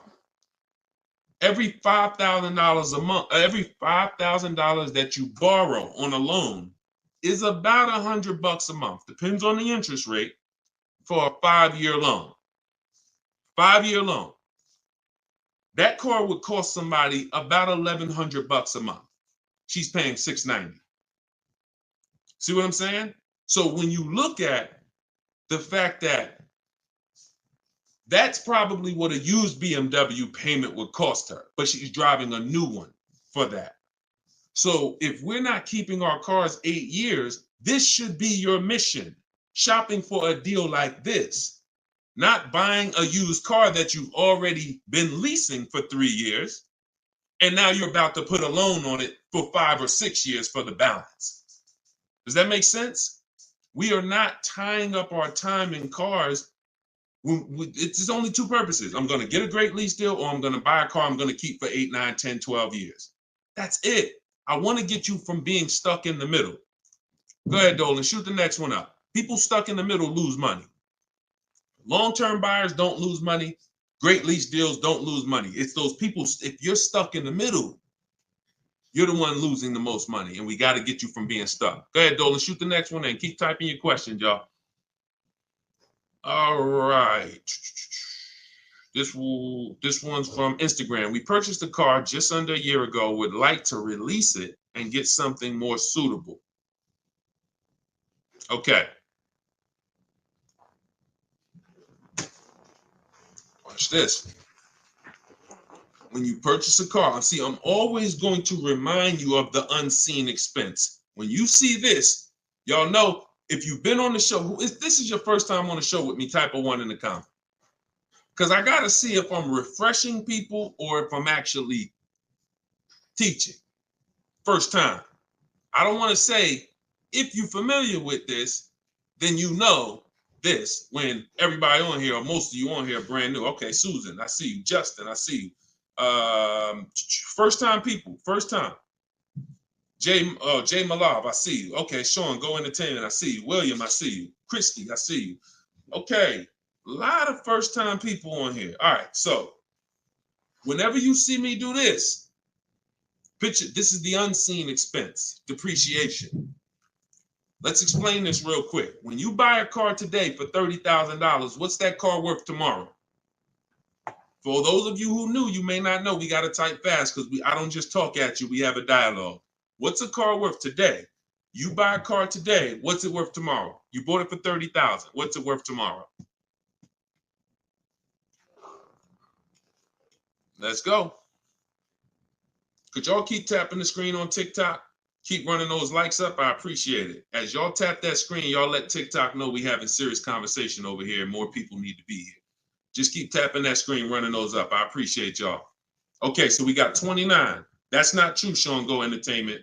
But I want to let you know, you may have said that, but when you see the other answers, you'll understand. You buy a car today for 30, it is not worth 29 tomorrow. You lose about $3,000, $4,000 if you tried to go back and change that car. So this is answering this person's question who purchased the car just a year ago and would like to go and replace that car. $26,000, $24,000, $25,000. Depends on what the new market is. Depends on what this, but yes, you're going to lose probably 20% of the value in a day. In a day. In a year, you don't drive that car a year, you probably lose total of 20%. That's what you have to understand. You got to understand this car's value. I don't care what your payment is. Payment doesn't change the value of the asset. See, you've been taught, look at the payment. Get me out of this car, get me into this payment. That's why in the intro, some of you saw that video, the worst thing you could do in a car dealership. That video is really what introduced me to the world and letting people know payments can be manipulated, and we don't focus on payments. We want to focus on the asset, the value of the asset. So if you're buying a car, it's going down in value like this, whether you drive it or not. I give you a car today worth 30, you don't drive it 1 mile. Don't drive it 1 mile. I come up to you, I say, hey, Christy, I'm giving you this car, it's $30,000. Deshone, I don't need a car, I already have one. Yeah, but it's yours. Okay, I guess, but I can't drive it. All right, no problem. I come back a year later. You didn't drive that car 1 mile. Is it worth $30,000? Is it worth $30,000, y'all? Type fast. No. That's your intro to depreciation. So if you know that that car is going down in value, whether I drive it or not, what's happening when I drive it 12,000 miles? More, it's less, it's worth less, right? What's happening when I drive it 20,000 miles? It's worth less, right? Exactly. So you want to be aware of the depreciations, the unseen expense. So how the heck do we avoid the depreciation hit? One, you don't buy cars and replace them when they're losing the most value. You don't replace a car when it's losing its most value. Now, here's how you avoid the depreciation. You're going to keep long term. When you keep long term, so who has a car outside right now? You've had it for at least 8 years. Type me in the comments. If you have a car not at least 8 years, type me in the comments. Now watch this. I see you, Simply Cam. Okay, I see you, Rob. 9. Okay, I see you, William. I see you, Jay Malone. Okay, could everybody hit that share button if you're getting value out of what we're doing? If you've been on a broadcast, this is what we do. No one's having these conversations with you. Share, because your friend will be mad if they find out you've been listening to me, using this stuff, saving money, and you didn't tell them, and they out here getting killed. Tag one friend, they'll thank you. When you consider the fact that those of you who are on here who said, Deshone, I got a car out there, I've had it for 9 years, 10 years, a year from now, that car is going to be worth about what it's worth today. That means you won. That's the long-term purchase. That's the keeper. You got to ask yourself, step one in my book. Step one in my book is the most important question. My book is called Cars from Home, 7 Steps of Saving Time, Money, and Avoiding Dealerships. It's a digital book because I update it as the market changes. 7 steps. Everything I'm going to teach you is out of those 7 steps. The first one is the most important question, which is, how many years are you keeping the car? If your answer is 8, then I created something called the 8-year rule. You should be buying your cars because your goal is to get to the point where you're like these people that I just asked. The book is in my TikTok bio. Somebody said, where can you get the book? It's in my TikTok bio, 75% off for 30 minutes, which normally $97, but for everybody on here, you can get it for 75% off for 30 minutes in my TikTok or my Instagram bio, or you can go to deshonesbook.com in the comment section, or you can scan the QR code if you're watching us on TV. So you have to really focus, unseen expense. See, why do I have to spend more time educating you on the unseen expense? Because it's the unseen expense. When you just said, when you just did this math with me and said, Dad, I'm losing money, and I haven't been trained to see the money I'm losing. That's why you'll go buy a car and replace it in a year. Because they're switching your payments. They're not switching. They're not telling you the fact you lost $7,000 of value. They're just going to manipulate the loan, put you on a car payment you can afford, and get you to sign off on it. We're done. You're going to understand these numbers because cash buyers would never do this. Cash buyers, if you paid 30 for a car and you came back in 2 months and they said, look, we can only give you 24, you wouldn't do the deal. But payment buyers, you're the one they fool. You're the one who can't see the money. And that's why I have to teach you to see this. So this is where you want to be. Either I'm going to keep my car 8 years. Now, some of you said, well, Deshone, I'll buy used, so I don't have to take that depreciation. But I'm going to tell you something. Buying used is not going to, when you compare, that's not the solution. Buying used or new is for long-term people. 8+ years. Buy new if you can afford to buy new. Buy used if you want to knock 20, 30, 40, 50% off your purchase price and you don't need the latest and greatest. Doesn't change that if you're buying, you should be a long-term person.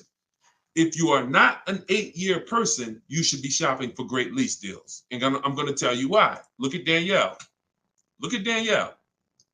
Danielle leased an Audi, $44,000 fee. And I'm explaining to y'all why you've been taught, well, I'm going to buy used, so I ain't going to take that type of hit. But I'm going to tell you, I'm explaining something to you real quick on how that's not the answer. Leasing is the answer. She leased an Audi A3, $44,000 vehicle.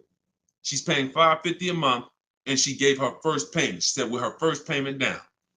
Now we're going to not use down payment anymore as a term. We're going to start saying total out of pocket. We want to eliminate down payment. Down payments can be flipped up. Sometimes you say, I'm going to put money down. They don't include your tax. So we like to use total out of pocket. But she gave him $550. She drove off. That vehicle, she's driving a brand new A3. Now I want you to picture this. Danielle pulls up to somebody who's driving the same exact car, but they bought it. Every $5,000, some of you know, is about how much a month. I talked about it a little while ago. Some of you might have seen the video where I said it. Every $5,000 on a purchase, on a loan, is about how much per month. Let's see if anybody knows. Okay. I can't wait too long. We got to type that $100.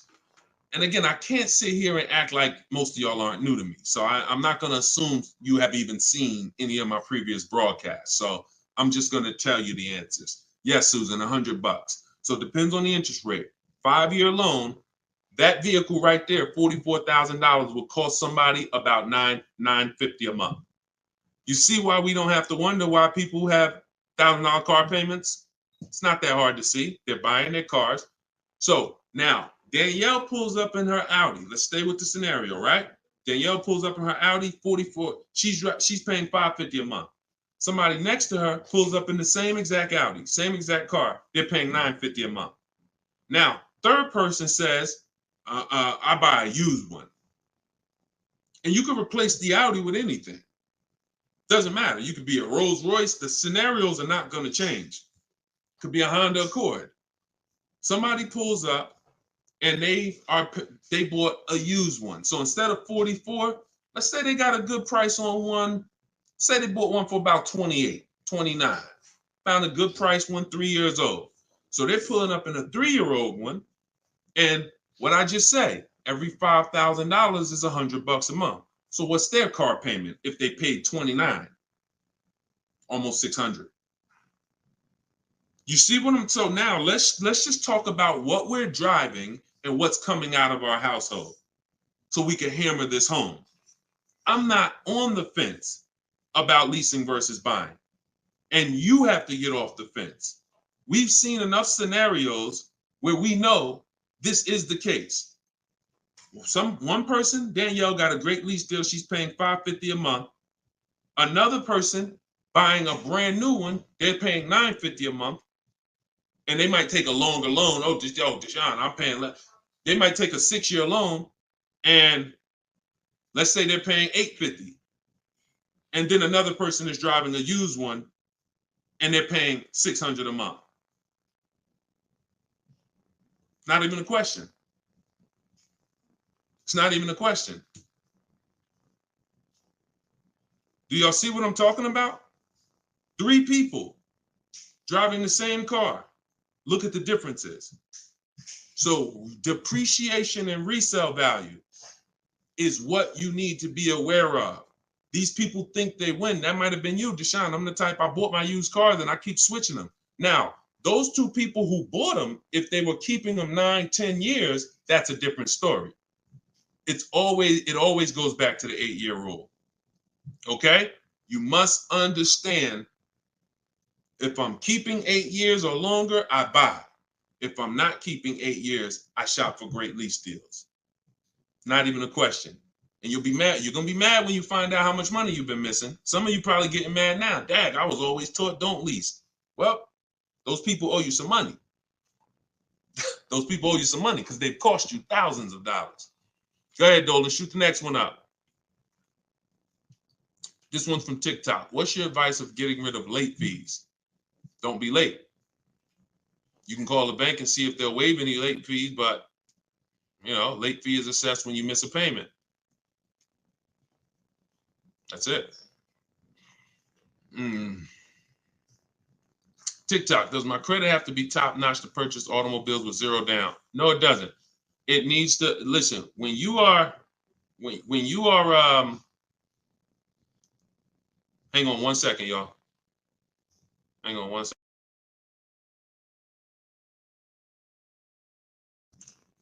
When you are buying vehicles with no money down, it's not a favor. It's not a favor. There's only 2 people who can't get vehicles with no money down. And that's people who are trying to borrow too much money, usually have negative equity that they're trying to roll over, and people who have, your credit is too bad and you can't get financing. But if you go through a company like Limbuzz, this is who we recommend in my book. I recommend this company, Limbuzz, who will work with people with challenged credit. Then you won't have to deal with that. The whole point is controlling your own financing. You want to control your own financing. Now, we don't do that by getting pre-approvals. We do that by getting multiple bids. We do that by finding our car and then letting banks bid. I know you may have heard, I don't want any hard inquiries. You don't want hard inquiries until after you found your car. Once you actually find your car, it's okay to get multiple banks to give you a hard inquiry. And they allow this. Experian has an article where they talk about the rate window. You can actually have multiple people run your credit in a short period of time, but no money down is not a favor. It's not something you did me a favor. It's definitely not a deal.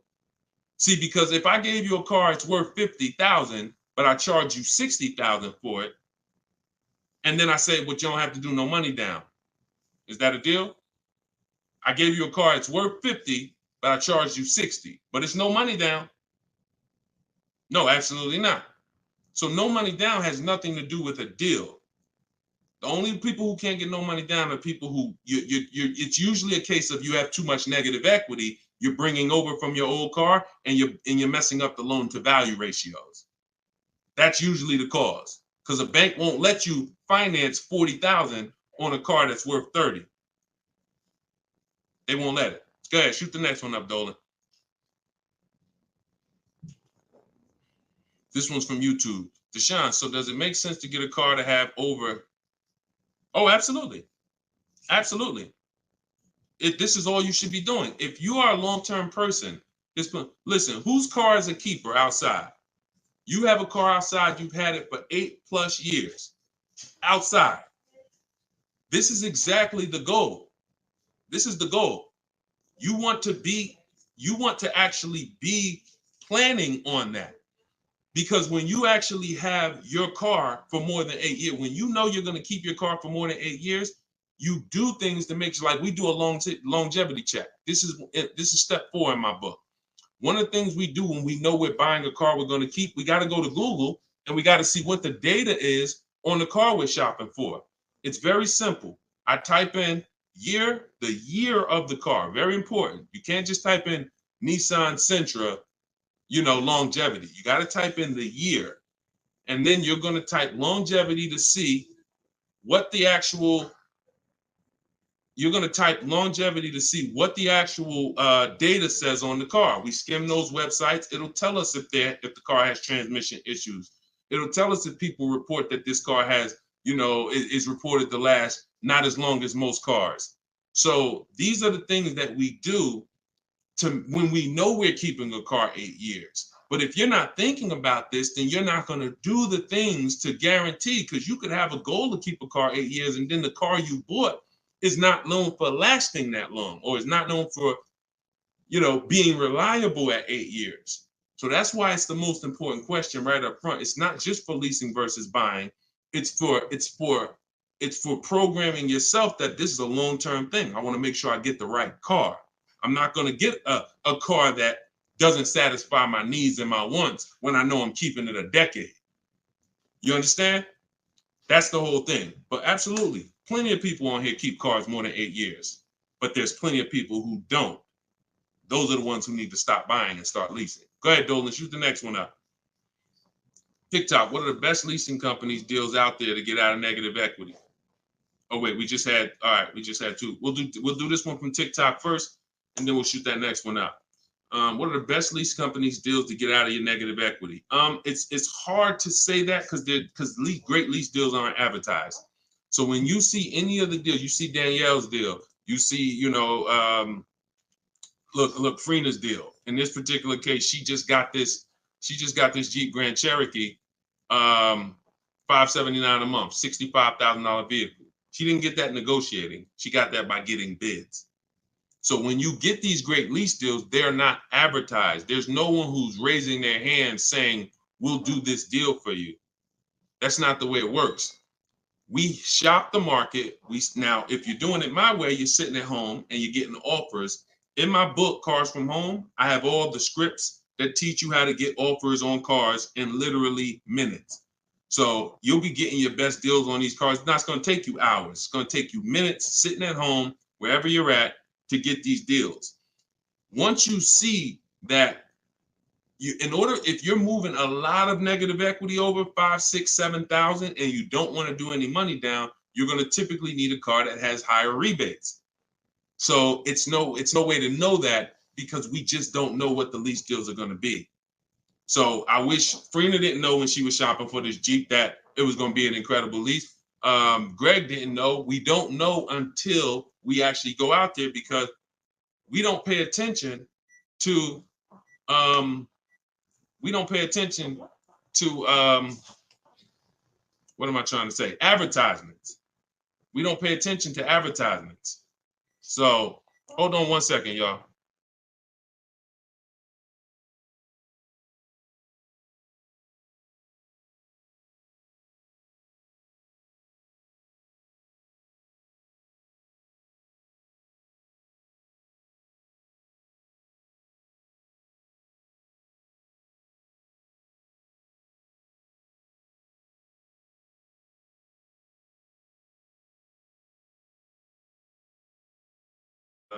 All right, we don't pay attention to advertising. So I wish, and I've had tons of people ask me, Deshone, is there a way that we can see great lease deals? Is there a way we can see who has the best rebates? No, no. The only way we can see it is by shopping the market. It's the only way. I wish it was easier, but it's not. But once you learn to shop the market in 60 minutes from home, it's easy. So if I'm looking for a deal and I know I got a real negative equity, or if I'm gonna sit at home, I'm gonna get my offers. I have something in my book I call a 25 to 5 strategy. The 25 to 5 is when we connect with 25 dealers online, we get 5 offers. Takes us 60 minutes. You could do it your way. You could call around and you could try to get multiple offers, but you must get 5 because 80% of dealers are overpriced. That's my way's better. Eric Pitts, this one's from TikTok. Can I use the bidding to refinance a car loan? I have good credit now. 100%. 100%. They give you a window. Now, you should only need 2 days tops. You Google every single, and let's talk about refinancing. Let as many people bid as possible. You got a window of 14 to 45 days. You'll be way under that. It'll weigh as one inquiry when you finalize the loan. It'll weigh on your credit score as one inquiry. But you must do it because, y'all, why do you think there's companies that just want to loan us money? The money business is very lucrative. There's companies and banks and credit unions that only want to loan us money. They don't sell cars. That should be a hint. There's a lot of money in lending.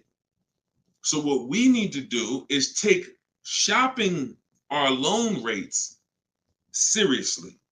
We separate our trends. So listen, let's stay focused here. You're gonna now call your bank.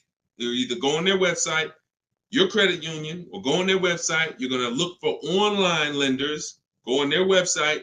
You want as many people as possible competing to make sure you save all the money. But I'm gonna give you a very important caveat here that you want to keep in mind.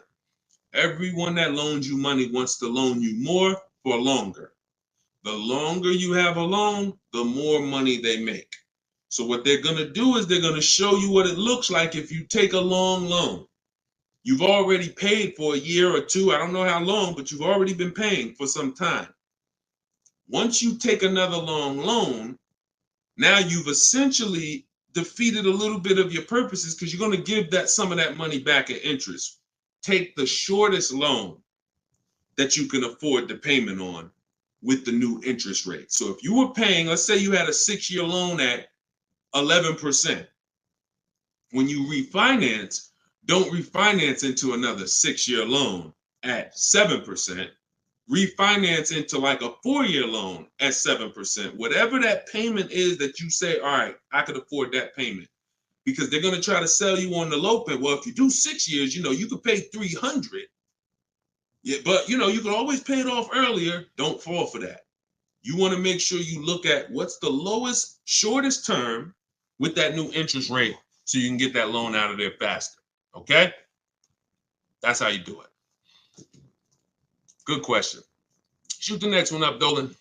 All right, so this one's from YouTube. Milton. So back in 22, I purchased my dream truck. 2023 GMC Denali, brand new. I don't depend on trading it, and my monthly payment's $1,095. Let's not forget the truck is $83K. Am I paying too much money? Well, I don't know how long the loan is. So you could be paying $1,095 for 8 years. You could be paying $1,095 for 5 years. You see what I'm saying? So that's why payments are not always the important payments. How much did you pay for the truck? You understand? See. It's the price of the vehicle that we focus on, not with leasing.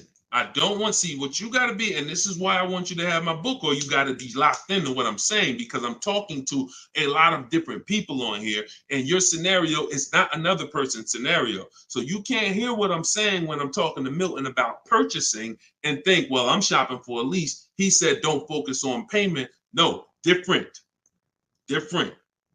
Okay, so when we're talking about purchasing, the most important thing is how much we paid for the asset. Now, I don't know what you paid, and I don't know how well you shopped. I don't know. So there's no way. And here's the thing.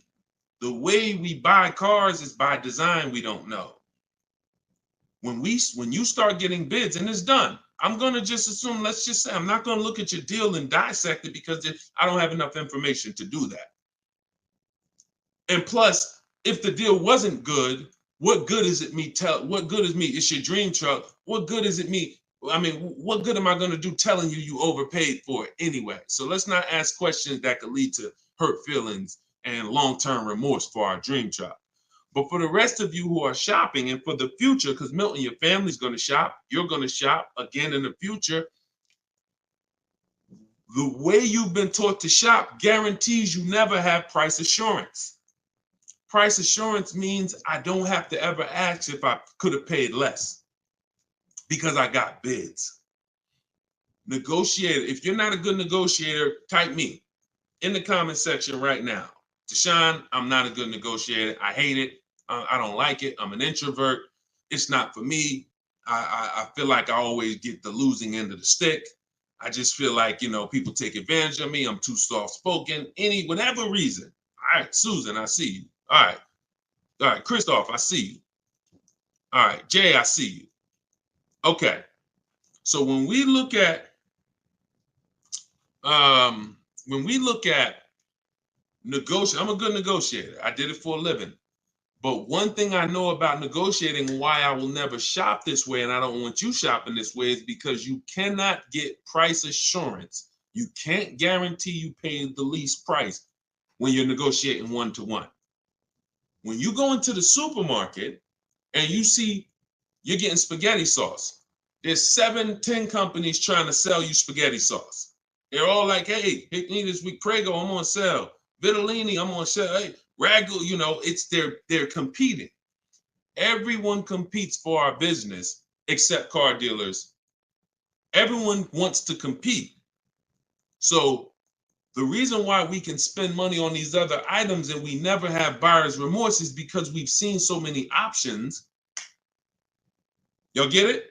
We've seen so many options. I knew I didn't overpay. If I told you right now you got to go buy a 100-inch TV and you got to guarantee you don't overpay for it, you're going to be like, Deshone, I can do that. Why? Because you know where to go. I'm going on this website. I'm going on this website. I'm going on this website. I'm going to guarantee I get the best price on the TV. I'm telling you, bring that same thing to your car shopping. That'll eliminate your buyer's remorse. That'll eliminate you ever asking, did I get a good deal on this? Hey, did I overpay for this? Hey, could I save more money on this? Get multiple offers eliminates it. And there's no other way to eliminate it. Okay? So don't worry. I'm sure you did well, Milton. Enjoy your truck, man. And just know that whatever, I'm going to get better for next time. I'm going to make sure my family knows that they never got to ask this question. Every vehicle I buy, I'm going to make sure that I get bids, multiple dealers. I'm going to get enough bids to guarantee that I teach to get 5. In my book, I have a strategy, 25 to 5 shopping strategy. This is for new cars and leases.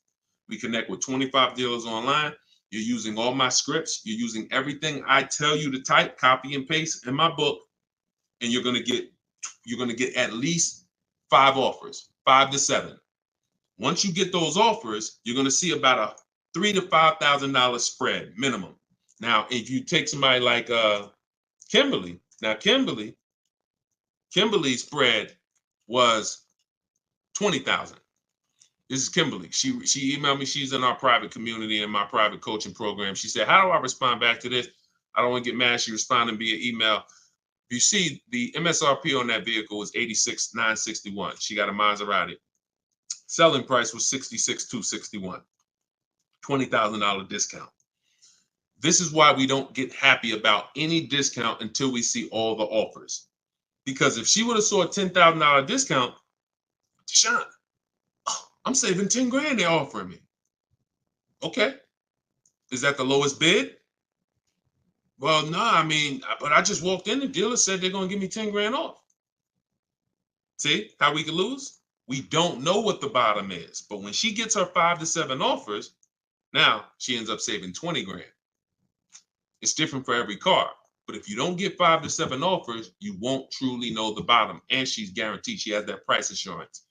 So we got to get bids. You could do it my way, which is the easy way, 60 minutes from home, using my scripts for new cars and leases. Different strategy for used cars. Or you could do it your way, which is calling around, stay in your house, call, talk to some sales managers, get 5 bids. It's up to you, but you get my book for 75% off. Get your copy, 75% off in my TikTok bio, and you'll have all my scripts. You use them for the rest of your life. All right, go ahead. Shoot the next one up, Dolan.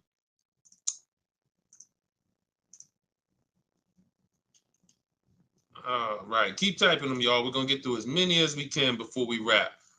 We got a good amount of time left, so just keep typing. What are some loan companies that work better with challenge credit? Well, I usually recommend Limbuzz. Limbuzz is a company that they're a startup. I think they've been around for a few years now. They loan to people with really challenged credit, and they loan to people with no credit. So again, if you got bad credit, you still need to ask yourself, how long am I keeping the car? Because if you say, Deshone, I'm keeping my car 8 years, then you should be buying your car, best car you can find, quality car, refinancing the loan when your credit's better.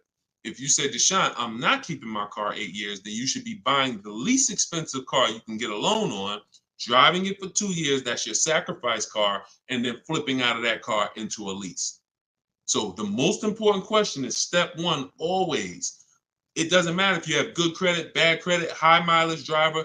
The reason why in my 7-step program, the first question is, how many years are you going to keep the car? The 8-year rule question, that doesn't change. Doesn't matter who you are. Doesn't matter what your scenario is.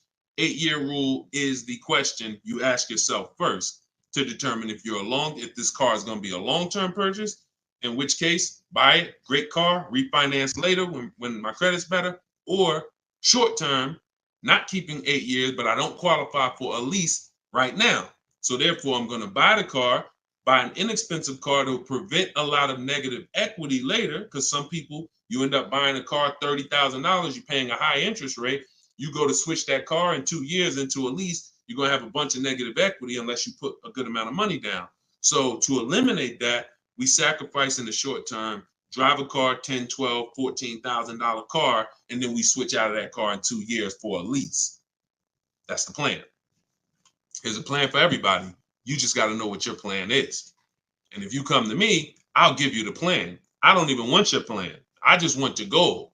If your goal, if you come to me and you say, Deshone, this is my goal, I want a car, I'll give you the plan. Okay? Work my plan until it doesn't work. Trust my plan until it doesn't work. But I've been blessed to have 7,000 to 8,000 people between our book buyers and the people who are in our video library, my coaching program. Since 2021, we've helped almost 8,000 people. So we're fortunate to know what works all around this country. Go ahead, shoot the next one up, Dolan. This one's from TikTok. It's 2024. What year should you be looking for if buying? Doesn't matter. Your question is new car or pre-owned car. If you're buying, that's a budget issue. In my book, I talk about something when you get to a values question, because some people, you can only get what you want and need in a pre-owned car for your budget. Some people, you can afford both. And you're like, Deshone, I got a budget. I can afford both. I could get a new one. I get a used one. Which should I get? That's a values thing. Do you want it? Some people say, Deshone, I get a new car every 10 years. I only get a car every 10 years. I'm gonna get a new one. Some people said, you know what? I'm gonna knock 30% off the price. I'm gonna get a pre-owned. It's up to you. But budget dictates usually whether you're gonna get a new or used one. But you know, I would get the best car for my budget if I could afford. Now, here's the key. Here's something very important. Some of you actually look for 1 or 2 year old vehicles. I'm gonna tell you why this is the danger zone. You don't know if I don't know what the brand new price is. If you're looking for something 1 or 2 years old, then you should shop for a new one first. Why?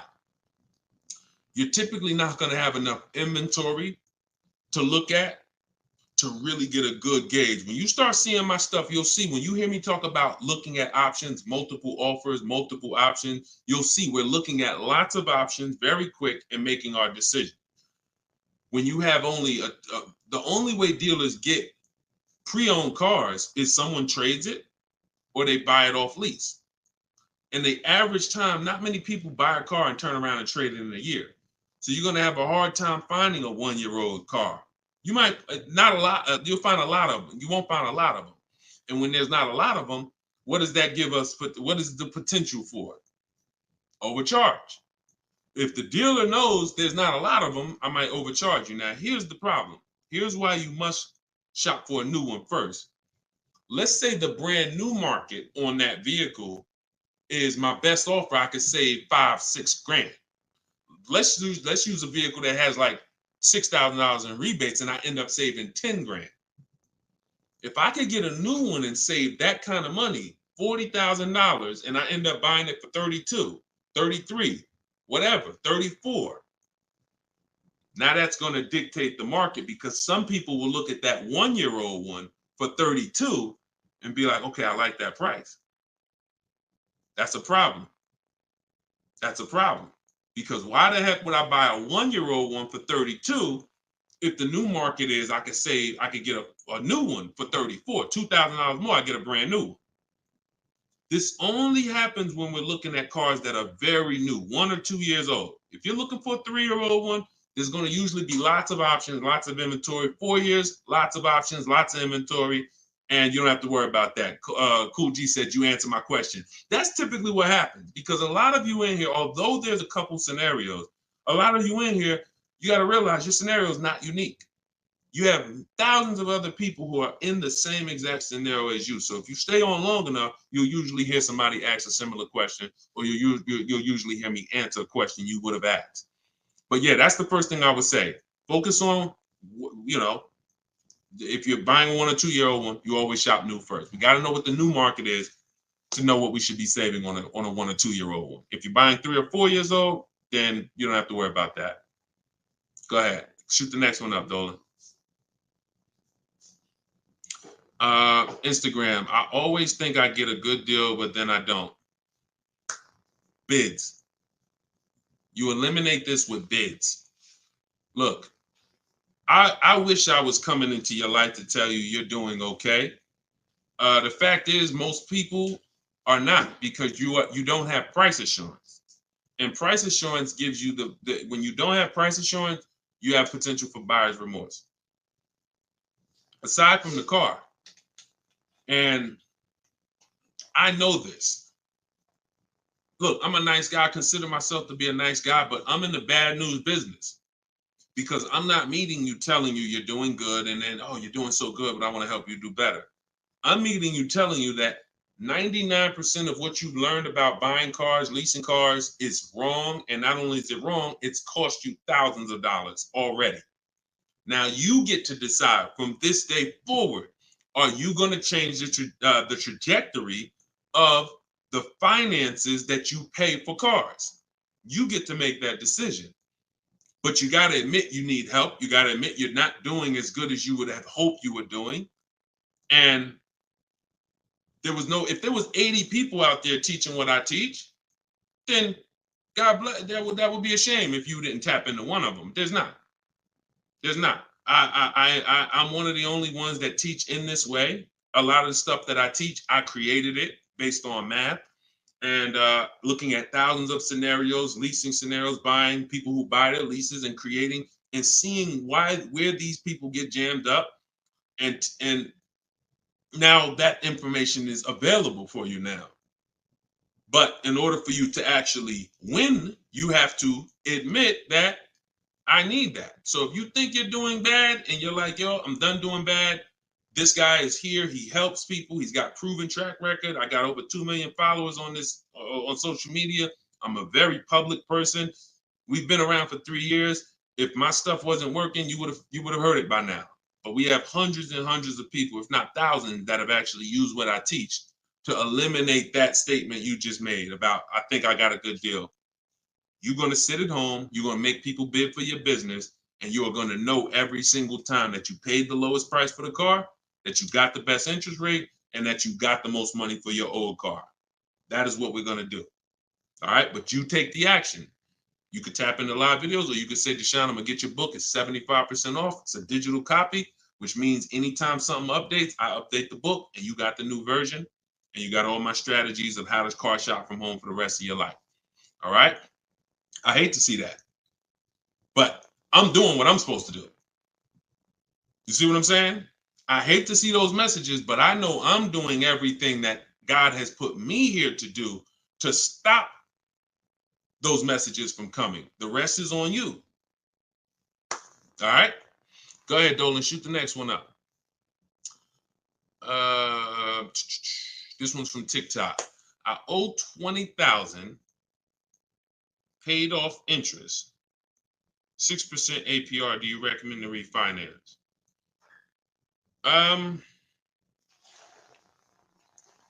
Depends on how low you could get.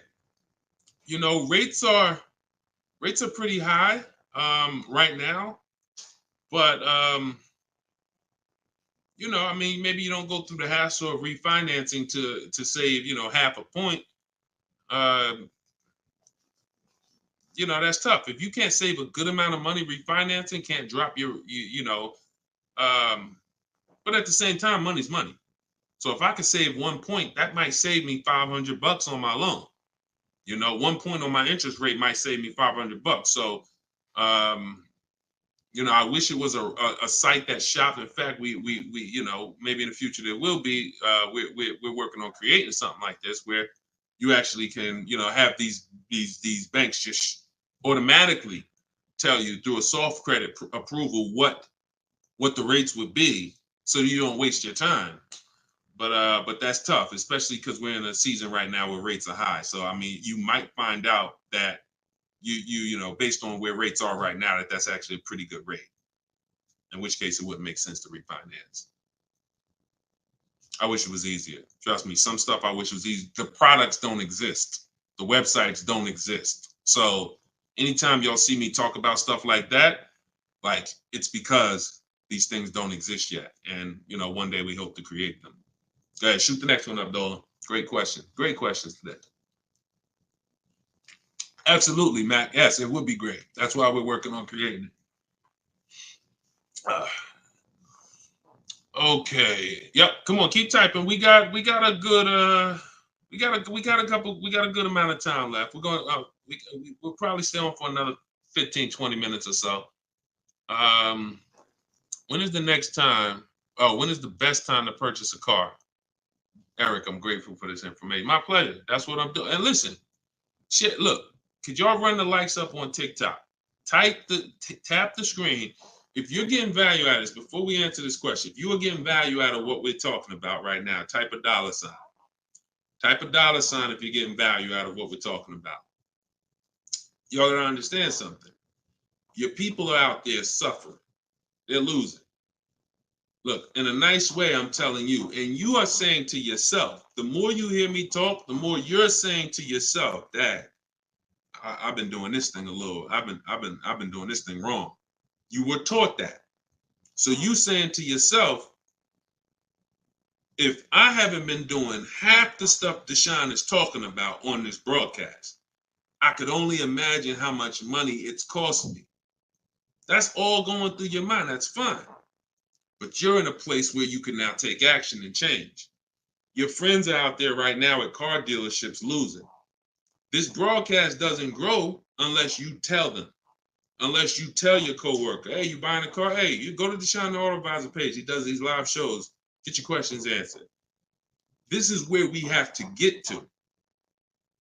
This is where we have to get to if we're going to really make a change, besides, changing our own bank accounts. That's the goal, but then we go and we help others. So I'm glad to see a lot of people getting value. All right, so let's do this. Let's answer this question. This one's TikTok. When is the best time to purchase a car? So this is marketing. Marketing wants to tell you there's a best time to come in. Now, imagine you own a business where the customers are so trained that they come in the same time every month, no matter what. That's the end of the month. So the car business has, through years and years of marketing, told you the end of the month, the end of the year, best time to buy a car. Imagine that. You got a barbershop and everyone knows end of the month come in, you just get a line out the door. But the fact is, there's no better deals being done that day than shopping multiple offers throughout the month. Here's why. They've told you, well, dealers want to make their numbers. Well, dealers are trying to make their numbers from day one.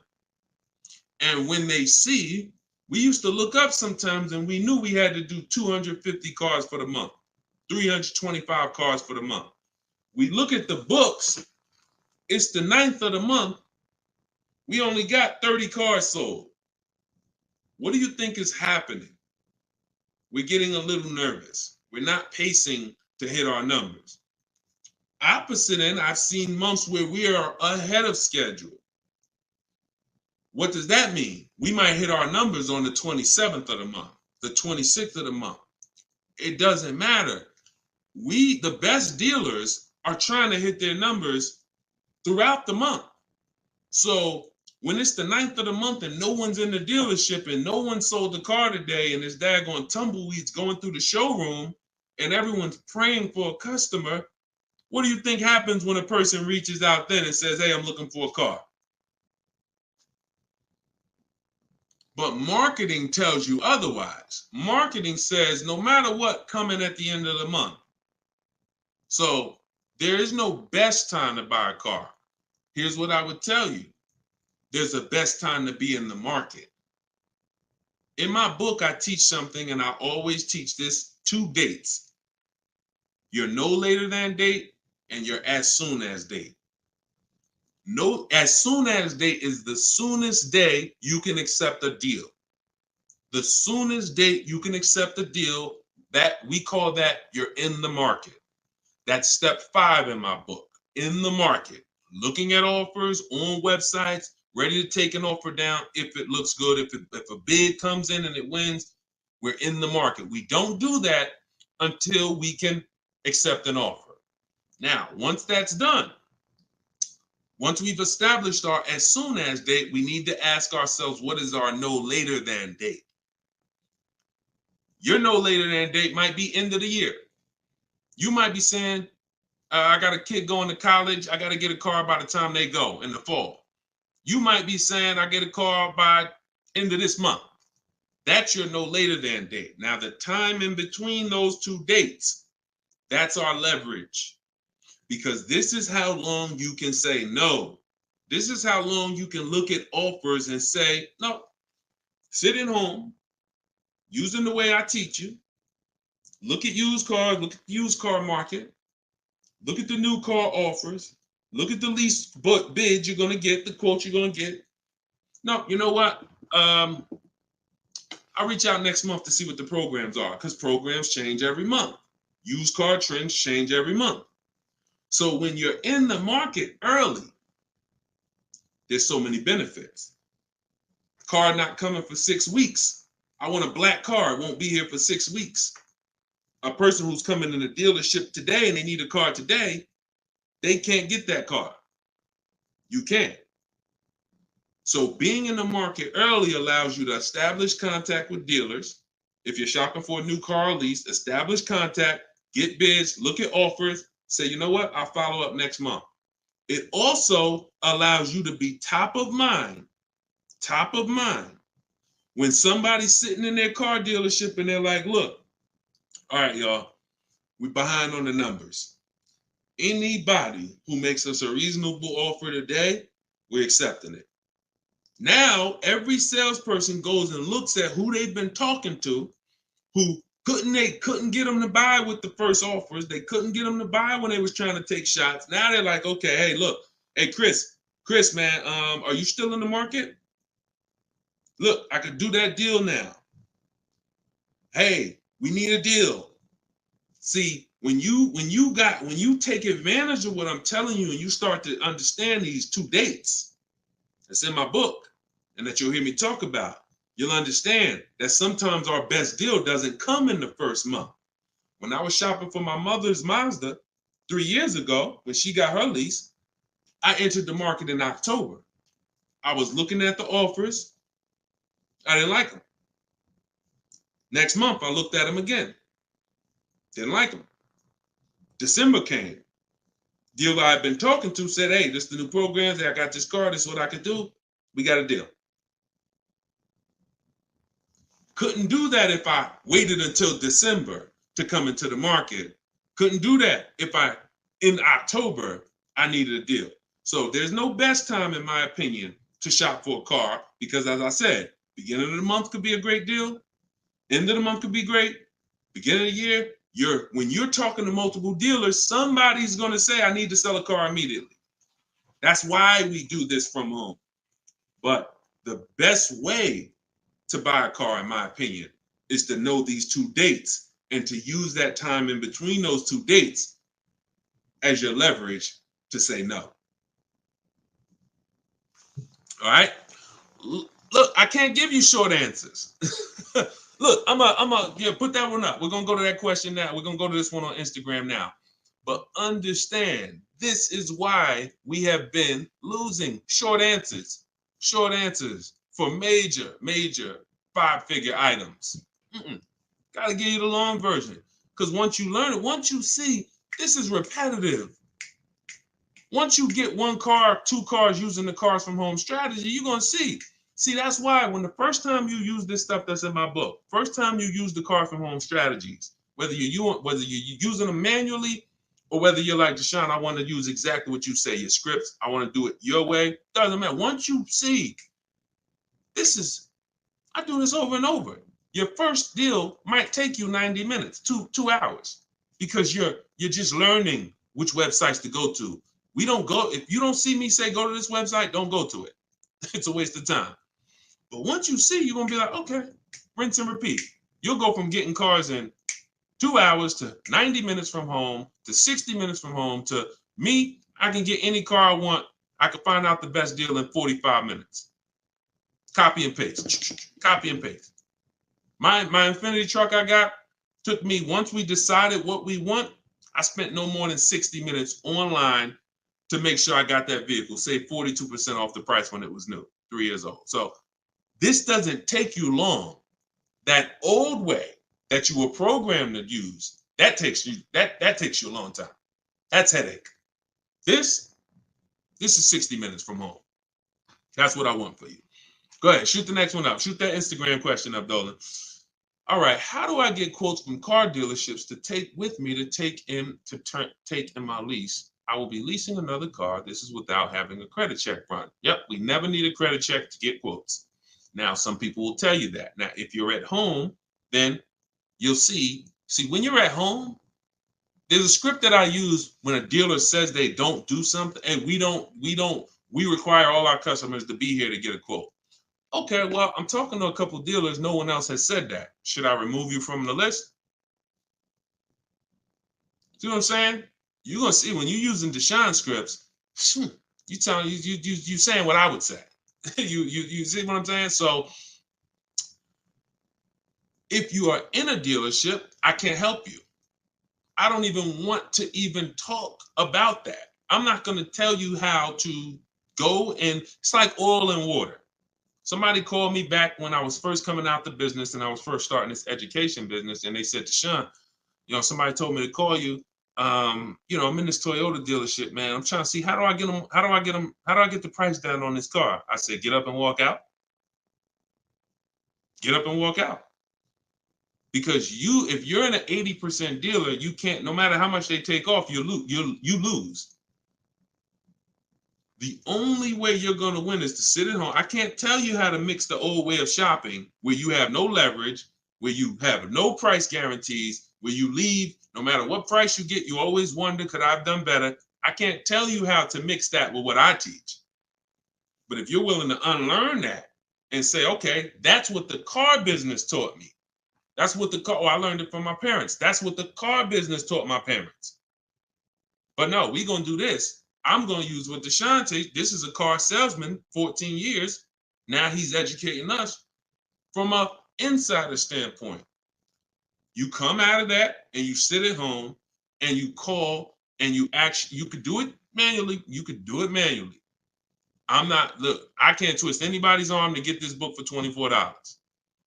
But if you're going to do it manually, realize there's people trained and you're going to talk to them, which means you got to be aware when you talk to them. That's why I say only ask for sales managers. Only ask for sales managers. Because if you try to do this with salespeople, some sales managers will make it hard, but you got a better shot. But you need to get 5 quotes. Doesn't change because 80% of dealers are overpriced. Now, my way, in my book, I teach something called the 25 to 5. It's all online.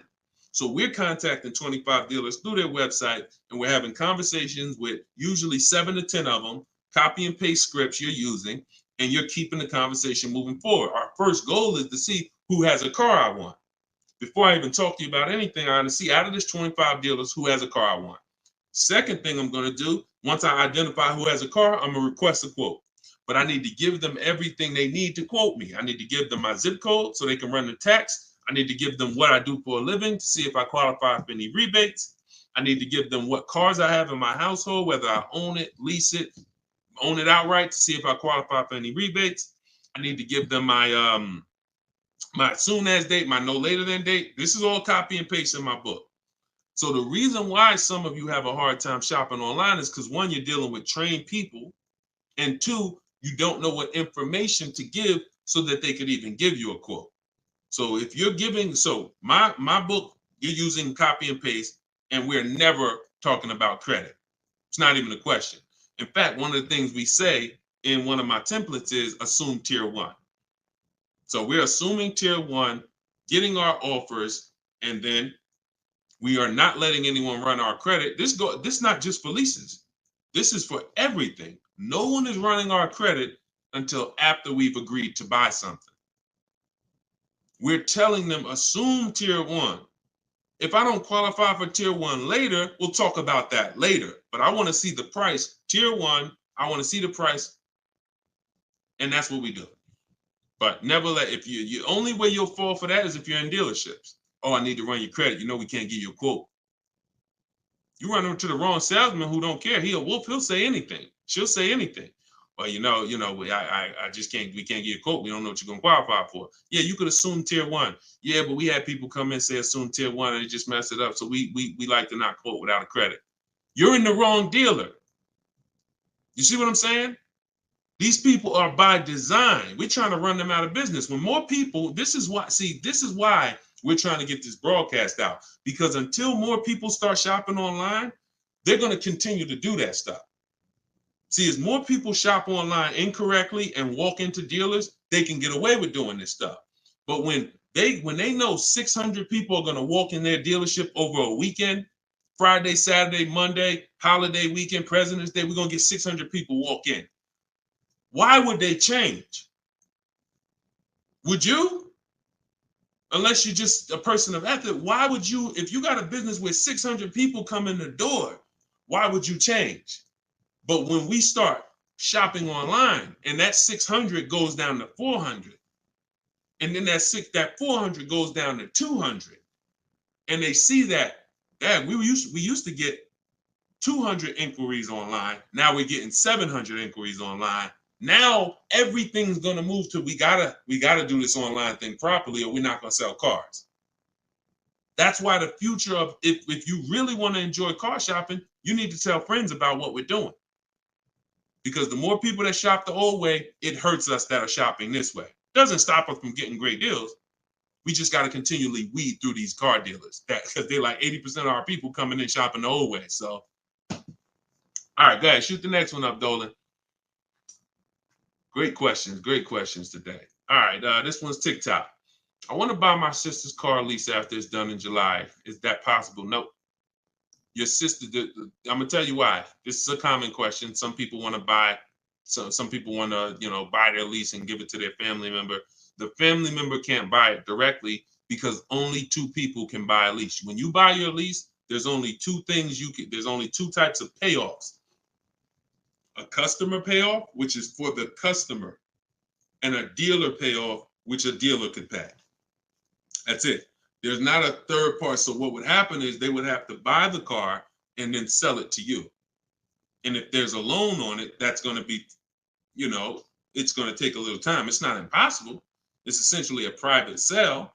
They're buying it, paying the loan, going to buy the lease out, and then they're going to write up a purchase order, and you're going to get a loan. You're going to have to get you're going to essentially have to get a private party loan to buy that vehicle from them, when you could just go and learn to get your own great deal on a used car. See, why, if it was easy, then go do it. No problem. Buy my sister lease. But if I just told you that it's not easy, it's a lot easier for you to just learn to get your own great used car deal, then that's what you should be doing, in my opinion. Because that other way, I just told you what it's going to take. All right? Go ahead. Shoot the next one up, Dolan. All right. Keep them coming. We got a couple more minutes. Let's go. When will you be live again so I can inform my people? Mike, we're working on getting a link in my bio where you could actually just go to that link and get a notification. You'll see it on a calendar. Hopefully we'll have that by the end of the week. And you'll be able to just be aware. Right now, only the people on my email list are going to be notified. But yeah, hopefully in the next about a week, hopefully in the next couple of days, we'll be able to have that where you'll be able to see the calendar and join. All right, so just stay close. Stay close. This is all stuff we're optimizing day by day. Every day we're optimizing this, so just stay close. All right, go ahead. Go ahead, Dolan. All right, TikTok. What if I buy at a lower interest rate with a longer term, but make extra payments monthly? I mean, if you have the discipline to do that, I think if you, I teach something called the rule of 72 in the 10th birthday. What does that mean? We don't take a loan longer than 72 months under any circumstances, and we have the car paid off by the 10th birthday. So we're not going to take a car that, give you an example, and why does this rule exist? Because I've seen all the bad scenarios that I've seen, or most of them, exist when people have loans on a car that's older than 10 years, or they have a loan that's longer than 7 years, 8 years, And so when you typically have a car that is, you want to get to a point where the car is paid off so that you can put money to the side for incidental emergencies, repairs, maintenance. If it's 7 years down the line and you're still making a car payment, especially if you bought a used car, the car is, 11, 12 years old at this point, you typically could run into issues. And also we don't have any, it's a lot of people on here. Would anybody on here take a 50-year mortgage? Would anybody on here take a 50-year mortgage? Anybody? No, I see. No volunteers for the 50-year mortgage, right? Why? Why? Because you already are aware. You see that? Every one of you said no way, nope. You already are aware that when it comes to home buying, there is a limit. You're trying to force this. You're trying to force yourself into this house if you got to take a 40-year mortgage. 40-year mortgages are available. 50-year mortgages are available, but we know it's inherent already that if we got to take a 40-year mortgage or 50-year mortgage, we can't afford that that house. We don't have that for cars, which is why I looked and I said, okay, super conservative people take a short loan, 3 years, 4 years. You typically, there's not enough data that proves that you need to take a loan that short to actually avoid problems. You pay a little more interest, 100%. So you always take the shortest loan you can afford, but I'm talking about problems with the vehicle. I'm not talking about interest. You got to combine what the nightmare stories is not, I paid on a car for 6 years and I paid that much interest, because interest could be fixed with refinancing. The nightmare story is my transmission's having problems and I still got 2 years of payments left on the car. Car's in the shop and I still got a payment. If you've been in that situation, you understand how car's in the shop right now, can't drive it, and that bank wants their payment every single month. We're trying to prevent that. And we're trying to prevent you getting to a point where you can't put enough money to the side to make sure if God forbid something happens to the car, you have the money, you have the cushion. So we use a safe marker, which is 6 years. But we combine that with the age of the vehicle, because I've seen people buy a car knowing they can't afford it, but they're buying an older one. Deshone, I want to get that BMW. Deshone, I want to get that Jeep, that new Jeep. Deshone, I want to get that whatever. Okay. But the one you want, in order to get it where you want it at, you got to take a 7-year-old one. 7-year-old one, you need to pay cash for that vehicle. Why? Because what you're going to do, if you tie a 6-year loan to that 7-year-old vehicle, now that vehicle's 13 years old before it's paid off. So when that transmission goes, or when things start happening because the vehicle's 9 years old, 3 years, now nightmare. So I had to create these boundaries. You don't have to use them. You can step over them. It's okay. But now you know there's boundaries. See, I'd rather you know. If you get my book, you get your copy, you get your book, Cars from Home, you'll see full of boundaries. Full of boundaries. Strategic moves, strategic shopping, ways to look at car. Okay, when I'm buying a used car, I need to make sure the Carfax looks like this. I need to make sure that boundaries. You've never had them.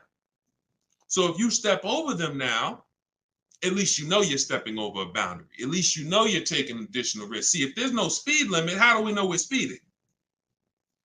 Once they put, speed limit 65. Okay, now I know when I step over that, I'm breaking a boundary. So this is what we are bringing to car shopping. Based on horrible circumstances that we're trying to help you avoid. Like buying a car and then it breaks down and you still have a loan on it. So that's the thing. Rule of 72 on the 10th birthday. We don't take a loan more than 6 years. And we have to have a car paid off by the 10th birthday. So if we're buying a 5-year-old car, we can take a 5-year loan. If we're buying a 6-year-old car, 4-year loan. If we're buying a 3-year-old car, then we can take a 6-year loan. Not a 7, because we're not going past 6 years. So we can't have the age of the car and the years of the loan be more than 10. That's going to create a lot less risk. Now you said, Deshone, I can't get the car that I want with a 6-year loan. I can't get the car that I want. That means in our minds, you can't afford the car. You can do what you want. But at this point, if you got to get a 7-year-old car and you got to put a 6-year loan on it, you can't afford that car. You can go do it because you're grown. You can do whatever you want. But you're taking a lot of risk. And that's all I want you to know. So if God forbid something happens, or if it doesn't happen, you're like, man, I made out. That was a little risky. But if something happens, you can say, Dad, took a little risk and I shouldn't have. You understand? All right. All right. We're an hour and 22 minutes in. You know we could go all day, y'all. I really want to continue to all you guys are chatting with a video recording. Slade, you see what I'm saying? This is what I call confidently wrong. You know what I'm saying? Person comes in, you know, look, how you feel, Slade? How you feel? All right, so look, y'all, we'll wrap it up. I will see y'all on the next one. Like I said, in the next couple days, we should have a link in the bio where you'll be able to see exactly when we're live. Jump on. But for those of you who just jumped on, everything that I teach, everything from my videos is all from my new book. It's a digital book. It's called Cars from Home: 7 Steps to Saving Time, Money, and Avoiding Dealerships. No matter what your scenario is, it's broken down in 7 steps. Negative equity, high mileage drivers, you want to lease, you want to purchase. It's the same 7 steps. You just need to learn those 7 steps. And as you use it, you'll see you'll never go back to the old way. You'll never go back to the old way of shopping again. Once you start getting great deals in 60 minutes, 90 minutes from home, making people compete for your business, and you can get your copy for 75% off for 30 minutes. After that, it goes back up to $97. So you can go and you can actually click the link in my TikTok bio, grab your copy, or click the link in my Instagram bio, grab your copy, or you go to Deshone's book in the comment section, or scan the QR code. All right. I see Slade getting comments. Slade, I wanted to see what you was going to say, man. You ain't, you ain't comment again, man. You know, I'm trying to probably dipped off, man. But anyway, I appreciate y'all. We will be back more for live, and I appreciate you. Tell your friends, go watch Deshone's live broadcast, because we want to peel back the curtain, man. We need y'all saving money. All right. Let's keep unlearning, keep relearning. God bless you.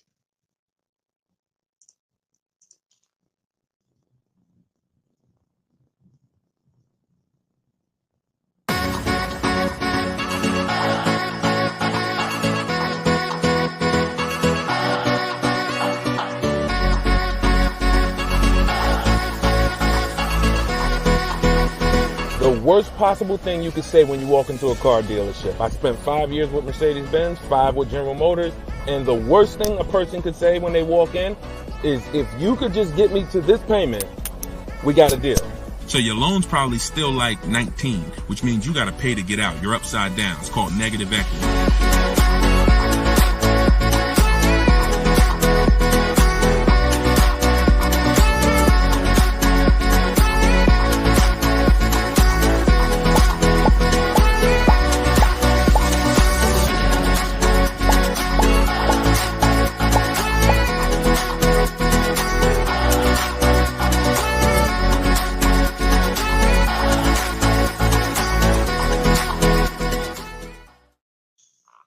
Welcome to episode 3 of Car Shopping Questions and Answers. I'm your host, Deshone the Auto Advisor.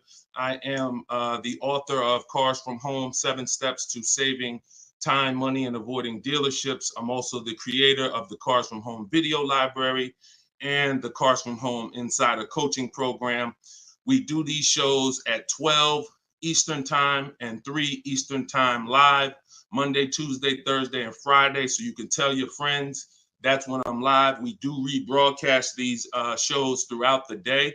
So if you missed them, you could always catch the rebroadcast. But we're live right now on all 4 platforms. If you're on YouTube, please hit the like button and subscribe if you want to continually get the best car shopping information from an insider. I left the car business in 2020 after 14 years. And now what I do is show you how to car shop strategically from home, and how to get great deals in as quick as 60 to 90 minutes. So start typing your questions. I got my man. I see you, Just Blaze. Great to see you. I see you, Alexia.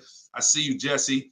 Start typing your questions. We're going to have my man Dolan, who's moderating in the background. He's going to bring all these questions in from all 4 platforms. So, oh, by the way, the show is sponsored by my new digital book, Cars from Home: 7 Steps to Saving Time, Money, and Avoiding Dealerships. You can get your copy for 75% off as part of our launch in my TikTok bio, in my Instagram bio, or you can click the link, Deshone's book, or scan the QR code. Let's throw that QR code up for them, Dolan, so they can actually see it if they're watching on a television. And let's get down to business. We're going to be here for about an hour. I'm going to try to get through as many questions as I possibly can. So whenever we get the first one, Dolan, you can throw it up on the screen and let's get busy. Shout out to the sharers too. I appreciate everybody who tags friends and invites people to the broadcast. We really appreciate you. Is there a different approach for no trading? I have a very old used car. Absolutely. So you can skip that step. So Many of you know that step 2 in my process is to do an equity assessment, but that's only if you're replacing a car. The reason why you must do an equity assessment is because sometimes you'll find out your car either has equity, or if it's paid off, it's worth a couple $1,000s, in which case that goes into your budgeting. Now, you might put that money in your bank account and make your new car deal with no money out of pocket, or you might choose to apply a portion of that or all of that to your next transaction. But what I don't want you to ever do is wait until you get to the dealership that you're going to get the car from, and then let them be your first offer on your current car. So if you don't have a car that you're replacing, then you would simply skip that step. You wouldn't skip step 1, which is the most important question. This is when you're asking yourself how many years you're going to keep the car. But you skip step 2, the equity assessment, because you don't have a car. Now, in your case, if you have a very old car, you still probably want to list that car on Facebook Marketplace because it's still worth something, unless you just want to keep it around your household. But if you don't have a car to replace, then you would simply skip to the budgeting step. And in which case, when you decide whether you're buying or leasing, you would be moving towards your budgeting, whether you're leasing and assessing how much the car you're going for should lease for, or whether you are purchasing and you are budgeting to see how much car you could afford based on whether you're going to pay cash or based on whether you're going to get your loan. So that's just a step you skip. Great question, though. Okay, go ahead, Dolan. Shoot the next one up. Does MSRP include all of the dealer fees? No, it doesn't. MSRP on a new car. Could y'all keep running those likes up on TikTok? Welcome to the new people. Type your questions. We're live. It is like we're 100% live on Tuesday. So start typing your questions and we'll get to you guys. But start tapping the screen so we can shoot those likes up and let TikTok know that we're talking serious business over here. Thank y'all. I see y'all running them up. Okay. Does the MSRP include all dealer fees?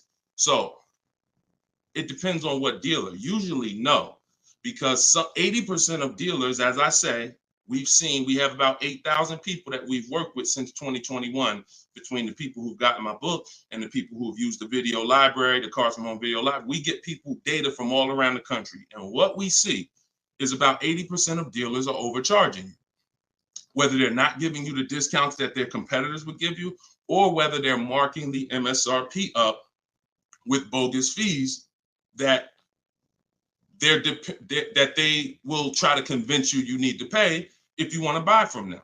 So the only way that, if you're talking about, like, let's say I'm shopping for Toyota Highlander. When I'm looking at for example, let's say I'm shopping for a Toyota Highlander and I'm going to lease it. When I'm budgeting for a lease, our goal is to always assume about a 1.25% lease. So what I would do is I'd take that MSRP, let's say it's $48,000. I'd multiply that by 0.0125. That's going to be $600. $600 a month is what that vehicle should roundabout lease for when I find the best deal, which means one dealer beats all their competitors. And I'm not going to assume this to be the best deal, because we've had people who got 1% leases or 1.1% leases. We've also had people who get the best offer is going to be 1.4%. But what we're doing is we're using that middle portion. Some of you know 1.5 is the absolute max. You don't want to pay over 1.5. If I took that same vehicle, we'll do a lease scenario and then we'll do a purchase scenario. If you took 1.5 and you multiplied that by that same MSRP, now that's $720 a month. Above this, now we're paying too much for a vehicle we're going to be giving back. And the purpose of a lease is to avoid the natural depreciation that someone who's buying is going to take, and also to drive a lot of car for the money we're paying. So the lower percentage we pay relative to the MSRP, the better the deal. So everyone's going to charge different things. That's why we must get bids. We can't depend on a dealer who's going to say, oh, I'll honor the MSRP. And if I'm purchasing, then some dealers are going to not charge that same vehicle That same $48,000 vehicle, some dealers are going to charge $49,000 for it. Some dealers are going to charge $50,000 for it. Some dealers are going to charge $48,000 for it. And some dealers are going to charge less for it. We don't know who's who, which is why we must get bids. And part of what I teach is, and pretty much the gospel of what I teach is how to get bids online using dealers' websites so that we can sort for the best deal. We're not negotiating for the best deal. We are sorting. Good to see you, Yank. Even though you went a little left on the program yesterday, I saw you. But I'm here now. So go ahead, shoot the next question up, Dolan.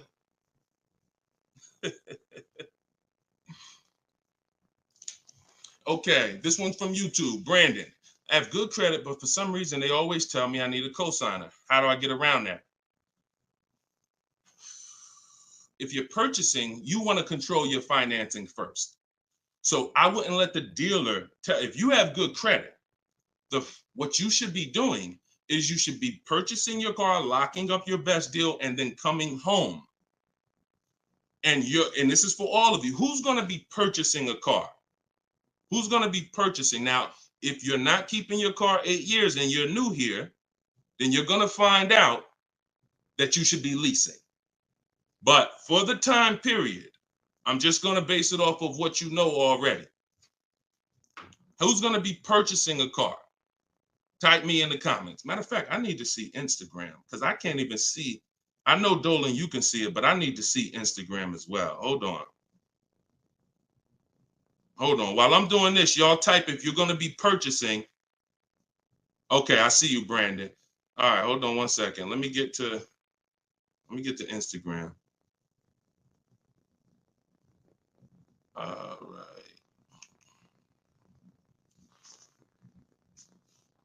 Hold on, give me 1 second. All right, I can see Instagram now. Hold on.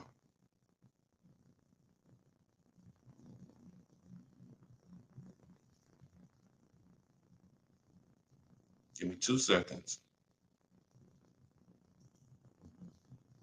Okay, here we go. So if you're going to be purchasing, let me mute that. Yeah, I see you. She's like, please see us. I see you, LA Connects. Now I can see you. Okay. So if you're going to be purchasing, then what you're going to be doing is actually getting you're going to get your car. Do not let anyone touch your credit. No, this is for all cars, Crows. Just stay put. We talk about new cars, leases, and used cars. Stay put. Like we got lots of people on 4 platforms. So you never want to let anyone touch your credit until you have already found your car. This is the mistake that you make because dealers are going to try to get you to commit to them. And when they try to get you to commit to them, you have to be sharp enough to know under no circumstances are you running my credit before you win the bid. Now, if you're doing it my way, you're not even in the dealer. But once you find your car, you are going to lock that car up. You're going to get a purchase order, a buyer's order. That's that long form receipt saying your information, the car, the price you paid for it, and you're going to take that home now.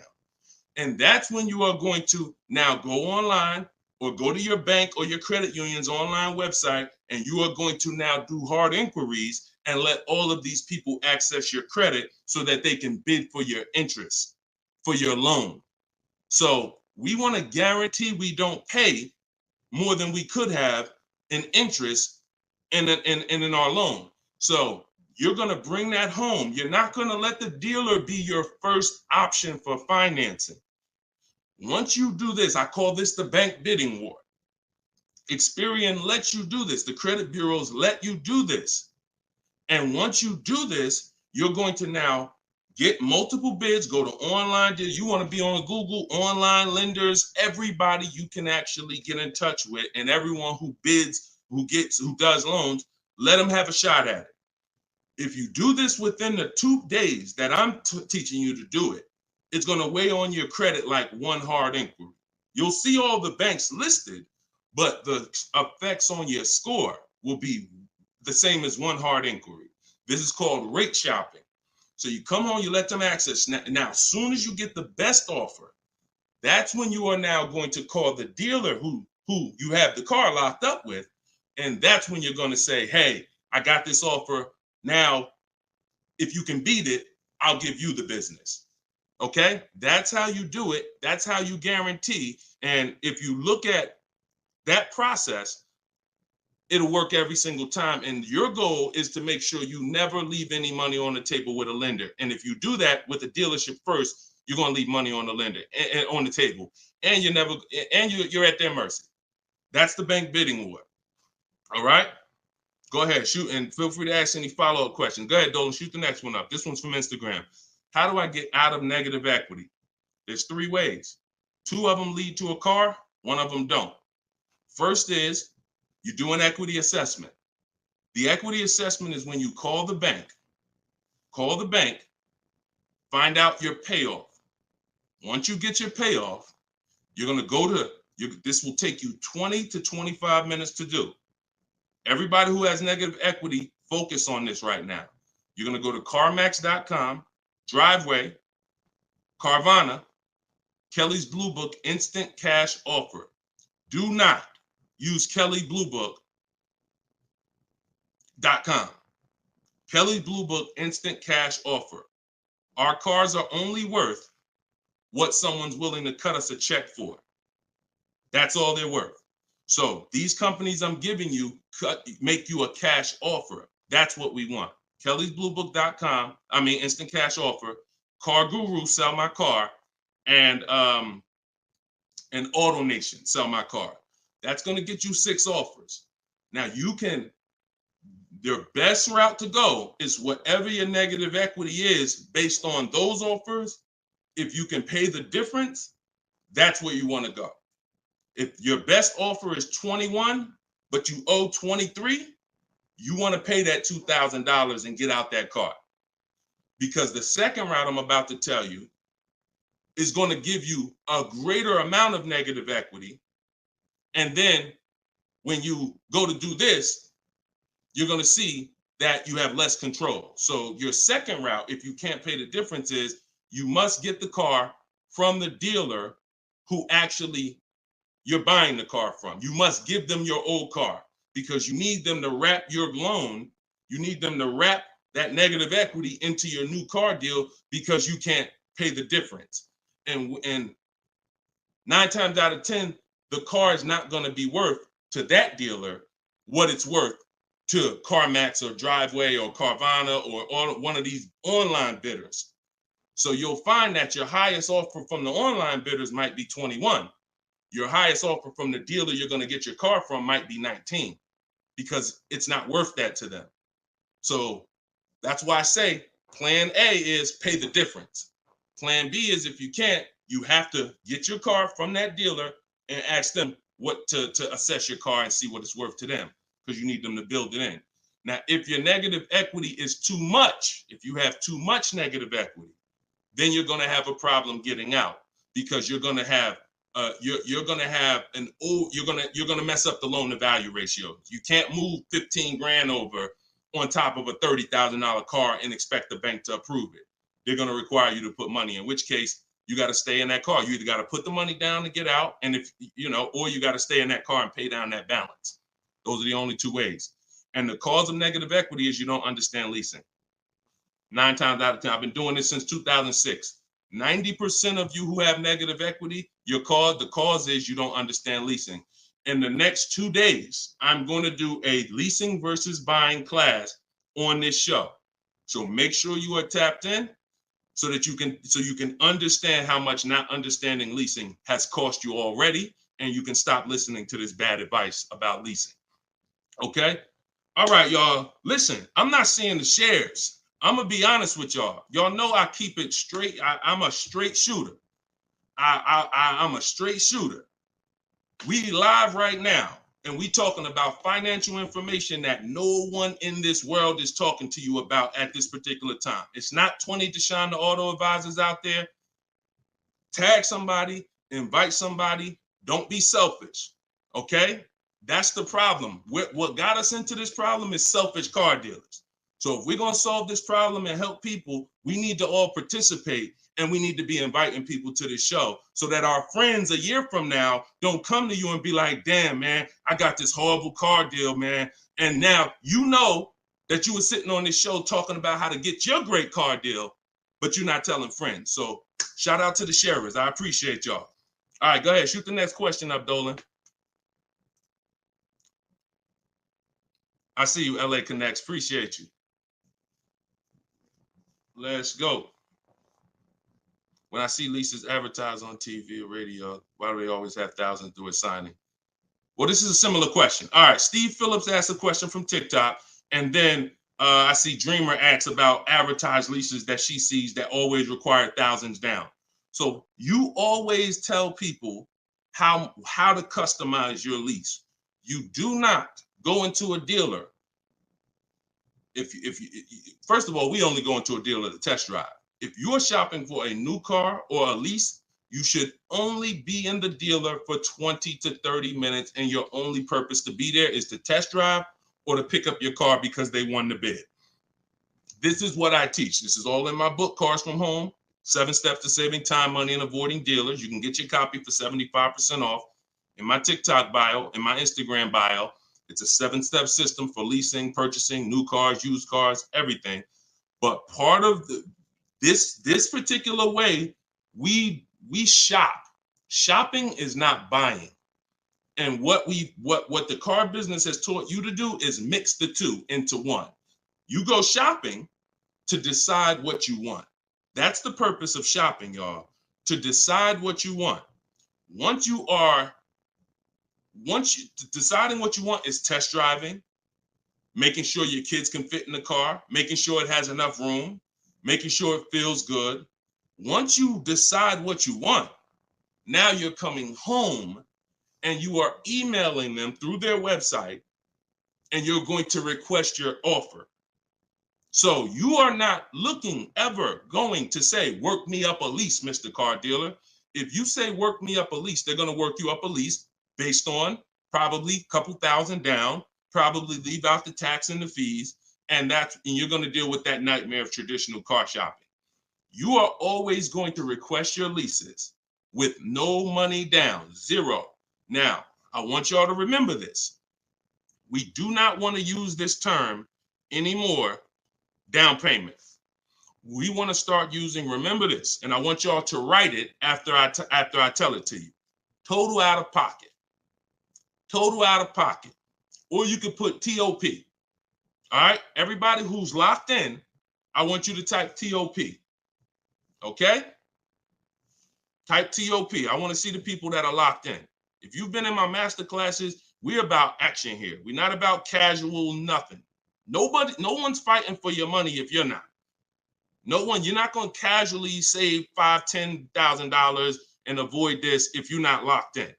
Okay, type TOP. I see you, Dreamer. I see you, Daryl. I see you, Brittany. All right, I see you, Jay Buggs. All right, I see you, Patrice. I see you, Instagram. All right, Instagram and TikTok locked in. I don't see Facebook and YouTube locked in.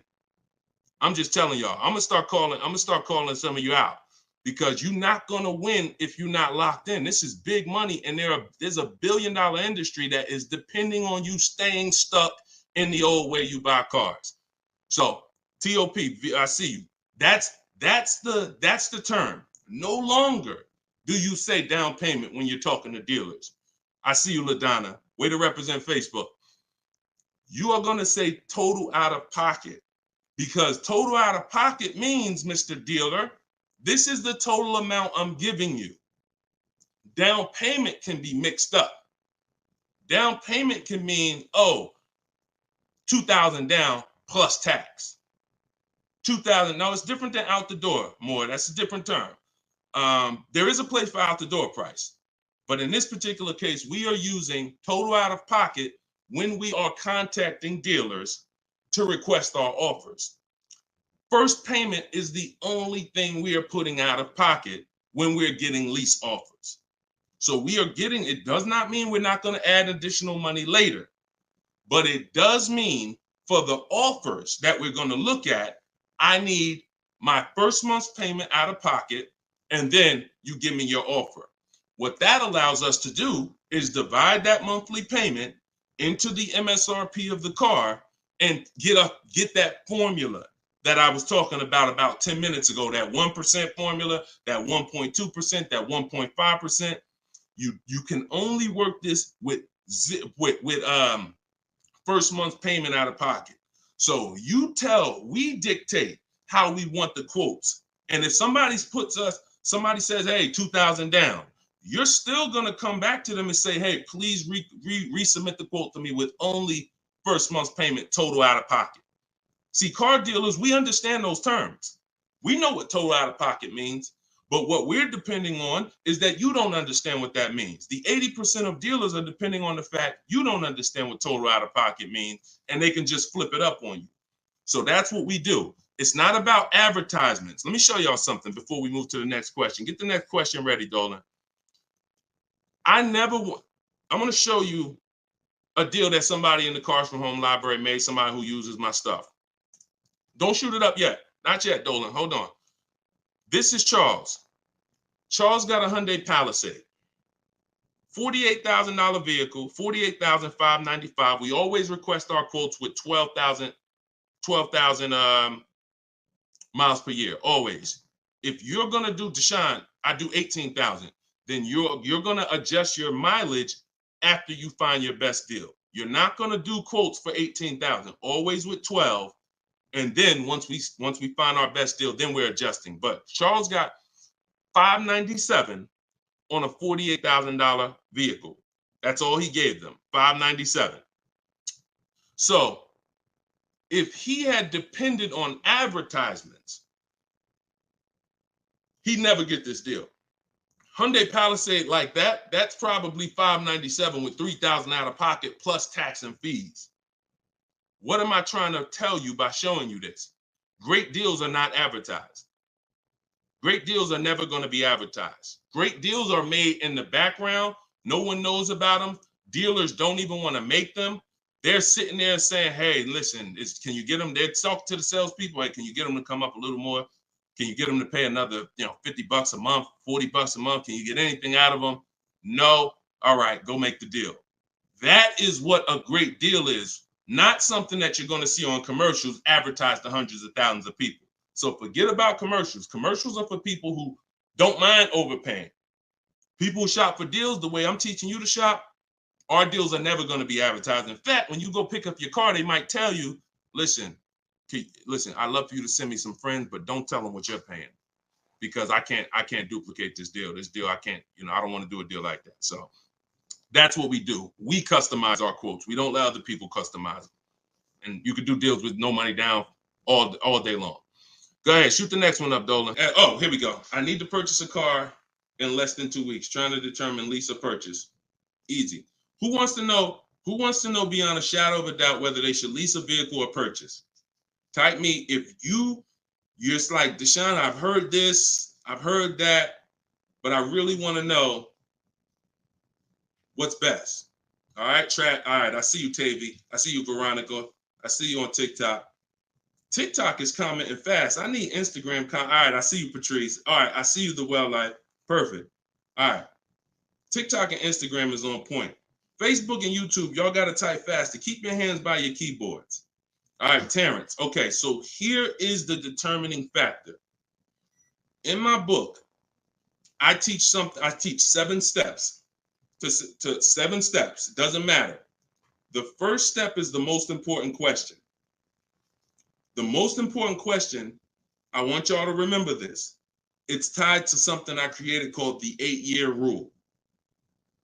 The most important question is, and I want you to answer it, for everybody shopping for a car, or if you will be, how many years are you keeping your next car? This is the first thing you ask yourself. This is the first thing when your family is looking for a car, your son, your daughter, your spouse. The first thing you're asking yourself is, how many years am I keeping the next car? So answer that question. What you're going to see is if you're learning from me and you're going to use what I'm teaching you, it's going to be a system. We're not winging it anymore. We're not randomly shopping and doing things based on, all right, I think I should do this now. I think I should do this now. My book, all of this is in my book, Cars from Home, 7 Steps to Saving Time, Money, and Avoiding Dealership. You can get yours for 75% off in my TikTok bio. It's normally $97, but for 30 minutes, you can get yours for 75% off. You go to my TikTok and Instagram bio. So I see you, Latasha, 5 to 6 years. Tavy, 5 to 6 years. All right, Crowsman, till the doors fall off. Okay, the well life, 6 or 7 years. Everybody answer that question. 8 to 10 years usually. I see you, Terrence. Brandon Steph, 10 to 15 years. Okay, just bought the book. Hey, congratulations. Use it. Enjoy it and use it. Well life. You're gonna love it. And make sure you write me with your success stories. When you get your car, send me the deal. Congratulations. So 5 to 7 years. So now remember this. And don't try not to say something abstract. Like long as possible, that's too abstract. Like years. What's our goal? 8, 10, 15 till it doesn't drive anymore. Whatever. We want to get a clear picture. Here's why. This is going to be your first step from now on when you are car shopping. Asking yourself this question. We're still on the overall question, which is, should we lease or buy? That's the question we're on overall. Now I'm going to show y'all something that's going to help you understand why we asked this question first, and it's the depreciation scale. So I'm going to use this for you to understand. When you buy a car today, if I put a $30,000 car outside your house right now, if you didn't drive it, you don't drive it 1 mile, is that car worth $30,000 a year from now? You never touched it. You never touched it. Is that car worth $30,000 a year from now? Exactly, Dominic. No. Okay, Veronica. No. Okay, Crowsman. No. So we understand Wu-Tang Land. No. That's your first lesson on depreciation. That's something called the unseen expense. This is the expense most people are not trained to see. That's why they buy their cars and think, oh, I could just drive as much as I want and it doesn't matter. I'm not paying for the miles. You are paying for the miles. Let's go deeper with this lesson. Now, if you don't drive it 1 mile, we all agree it was worth $30,000. A year later, it's probably worth $25,000. We didn't touch it. Now, if we drive it, average miles, 12,000, it's probably worth $22,000. You know, if we drive it high miles, it's probably worth $20,000. So you see that no matter whether you buy or lease, you pay for the mileage. You pay for your usage. In fact, you even pay if you don't use it. So now, I want to use something a little harder than that. When you understand that, you're going to see, Deshone, okay, if I'm losing that type of money in my car when I buy it, when do I ever get to a point where I'm winning? And the longer you keep a car, the more this starts to level out. So when you get to about 7 years, now you're no longer losing thousands of dollars every year. This is the purpose of the purchase, is to get to a point where your car is no longer losing value every year and you can keep it and it becomes something that is an asset because it's not taking money out of your house and you're not losing money. Now, the mistake is when you people who answered, if you're a person who said 5 years, 4 years, 3 years, 6 years, your mistake is buying a car and you trying to replace it while it's still on this type of drop. That's why you're never happy when you go trade your car. That's why you have negative equity, because the asset value is so low because it's dropping like a brick every single time for the first 5 years, every single year, first 5, 6 years. How do we avoid that long term? So every one of you that said, Deshone, 8 years, 10 years, you should be purchasing. Deshone, what if I'm not keeping it that long? You should be shopping for leases, because you cannot compare. Look at Danielle. Look at Danielle. Danielle's lease deal, she got $44,000 Audi A3. She's paying $550 a month. No money down. That same car, if she bought it, would be $900 a month. Every $5,000, some of you know, is about $100 a month on a 5-year loan. Depends on what the interest rate is. So that same car that she's driving for $550 would be about $900 a month to buy. So we have to understand, the leasing versus buying question is so easy once you just follow these parameters. You are avoiding depreciation when you get great lease deals, or you're avoiding depreciation when you buy and keep 8+ years. Anytime in between that and any other strategy, you are not avoiding depreciation. The unseen expense is what's taking the most money from your household, is the unseen expense. Everybody clear on that so far? If you're clear on that, type clear. If you're clear on that, type clear. I call this the 8-year rule. You will not, if you stick to this, you will win every time. And if you break this rule, you're going to lose every time. See, I can't help you get a great deal if you bought when you should have leased. Think about Danielle's deal that I just told y'all about. $550 a month on the Audi A3. Even the person who bought and they were paying $900 a month, even if they saved another $5,000, got a ridiculous deal off the car, which we could get. We help you get the best deal. That's no problem. But if you bought it, you're still $8-something a month. So if your deal is on the wrong foundation, there's no way to get a great deal. So buying versus leasing, the most important question, the 8-year rule, is your first step always. Okay, and I see a lot of people typing clear. So good. Okay, shoot the next question up, Dolan.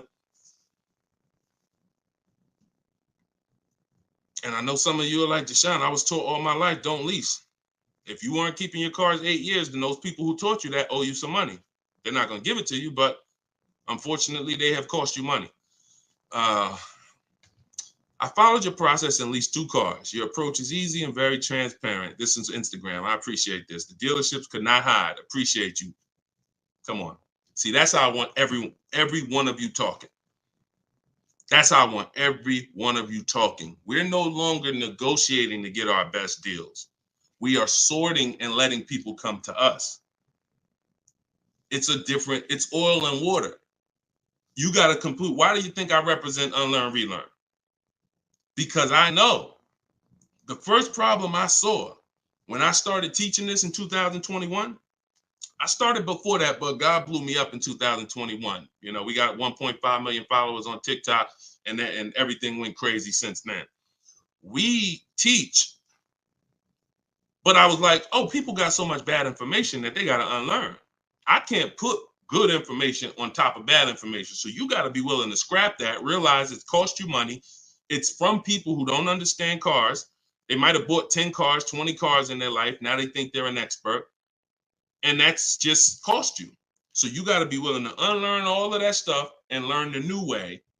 And that's what we do here. So I'm glad. Enjoy. I'm so glad you're empowered, Coach Booker T.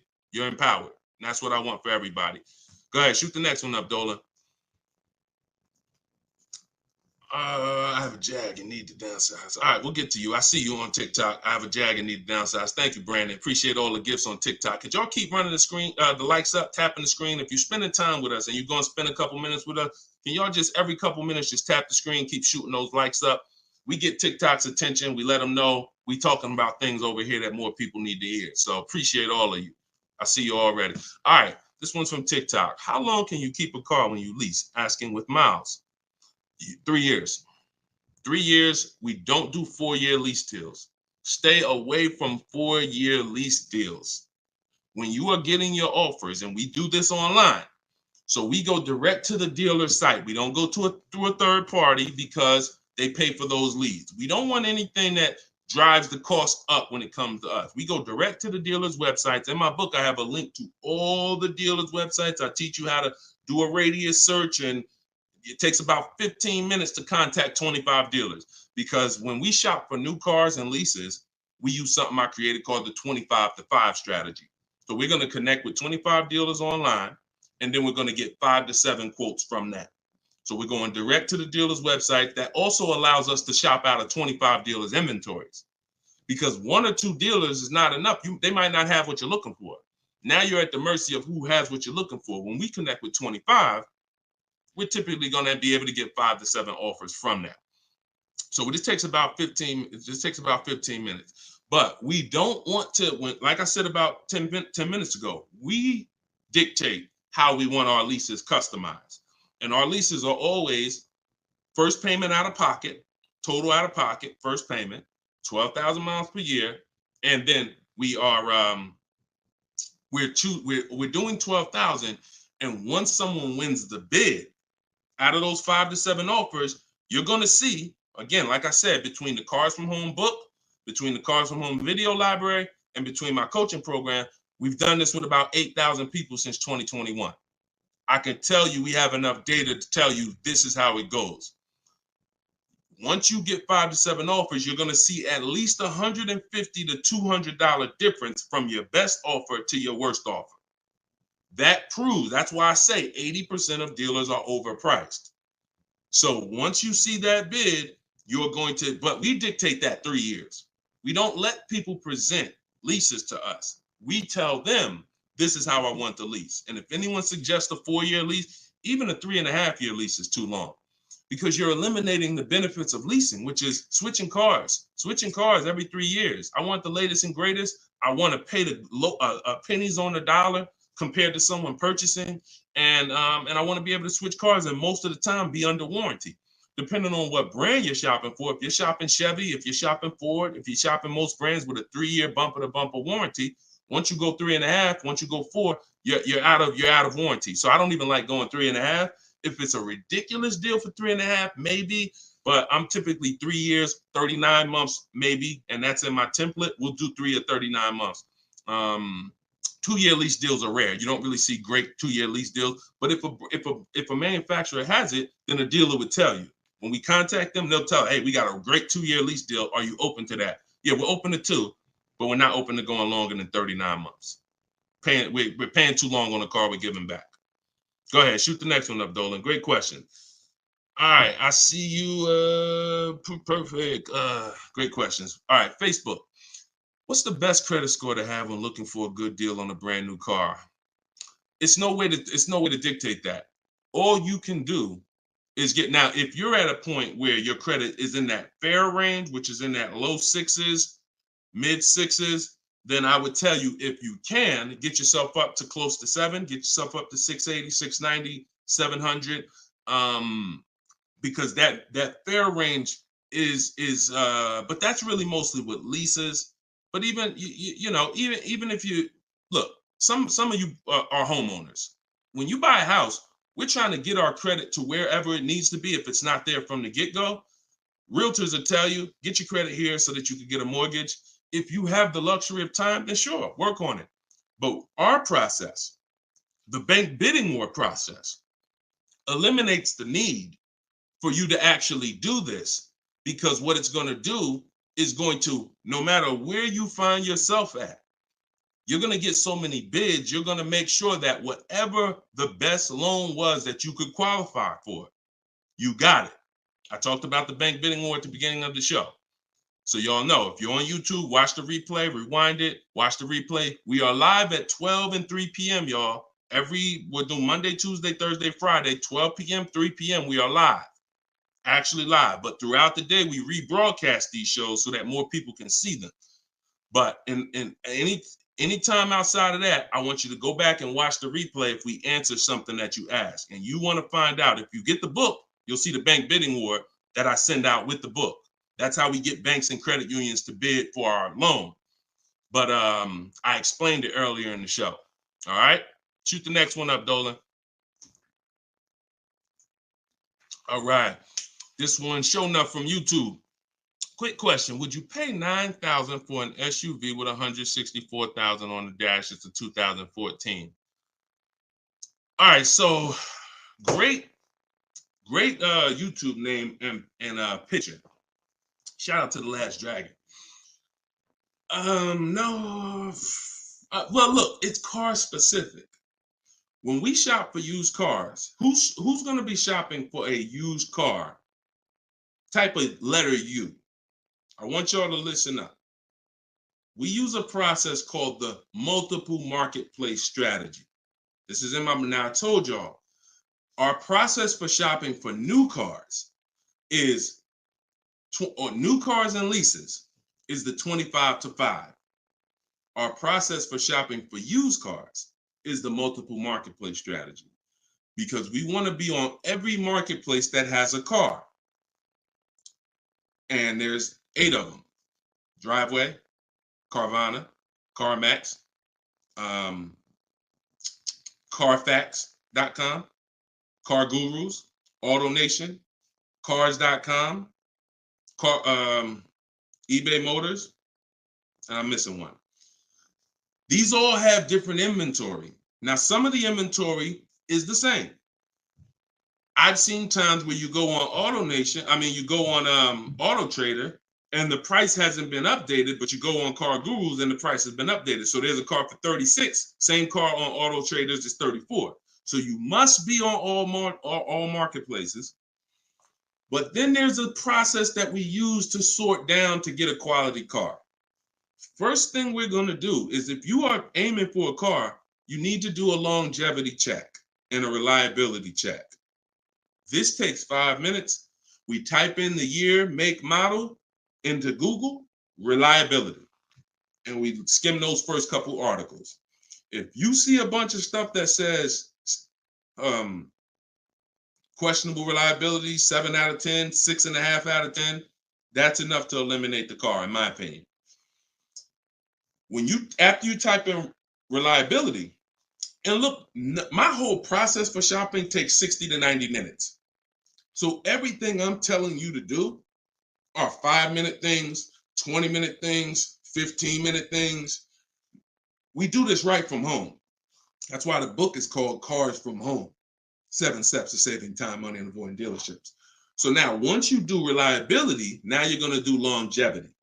Longevity is going to tell you what the data says about that car long term. If it has transmission issues, if it's not known for lasting. Sometimes the longevity records on Google will say this car is known to last 200 to 300,000 miles. So that's the first thing. Thank you, Mr. Super. I see you. That's the first thing. Before we even look at a car and consider it, we got to make sure we do that 5-minute check. Now, once we move past that, now we're moving into our process of sorting down, because we could have a good car with good data, but we could get a bad car based on the previous owners. So first thing we're looking at is the Carfax.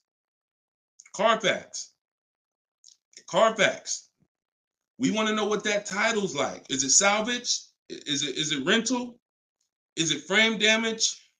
Is it rebuilt? Eliminating those. Now we're moving on to service records. This is the biggest indicator, in my opinion, on if a car was taken care of.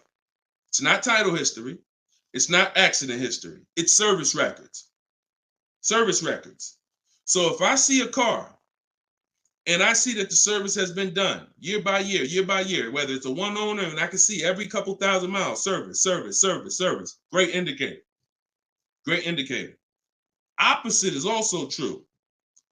Hold on, Darryl, it's in my TikTok bio. You won't leave the broadcast. He said, how do I get the book? Go to my TikTok bio, click that link. You'll see a link for 75% off for 30 minutes. Grab your copy. It'll be in your inbox in a couple minutes. Okay? And everybody who's on here, you can get your copy for 75% off my new digital book.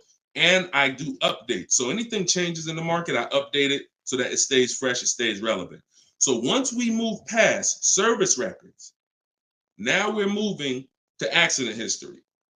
Now, all accidents aren't created equal. If you see an accident and it says airbags deployed, that's a deal breaker for me.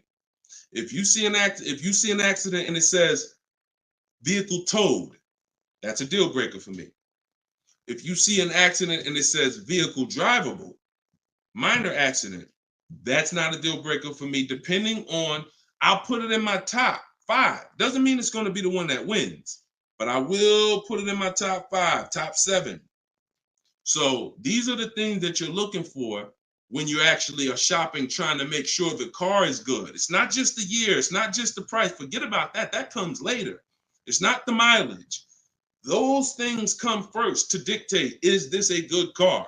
Car could have 60,000 miles on it. If it has bad title history, bad accident history, no service records, it's a trouble car. So that's the system. As I said, everything I want you to do from now on is shop with a system. So you are not winging it anymore. You follow those systems. Again, there's no guarantees.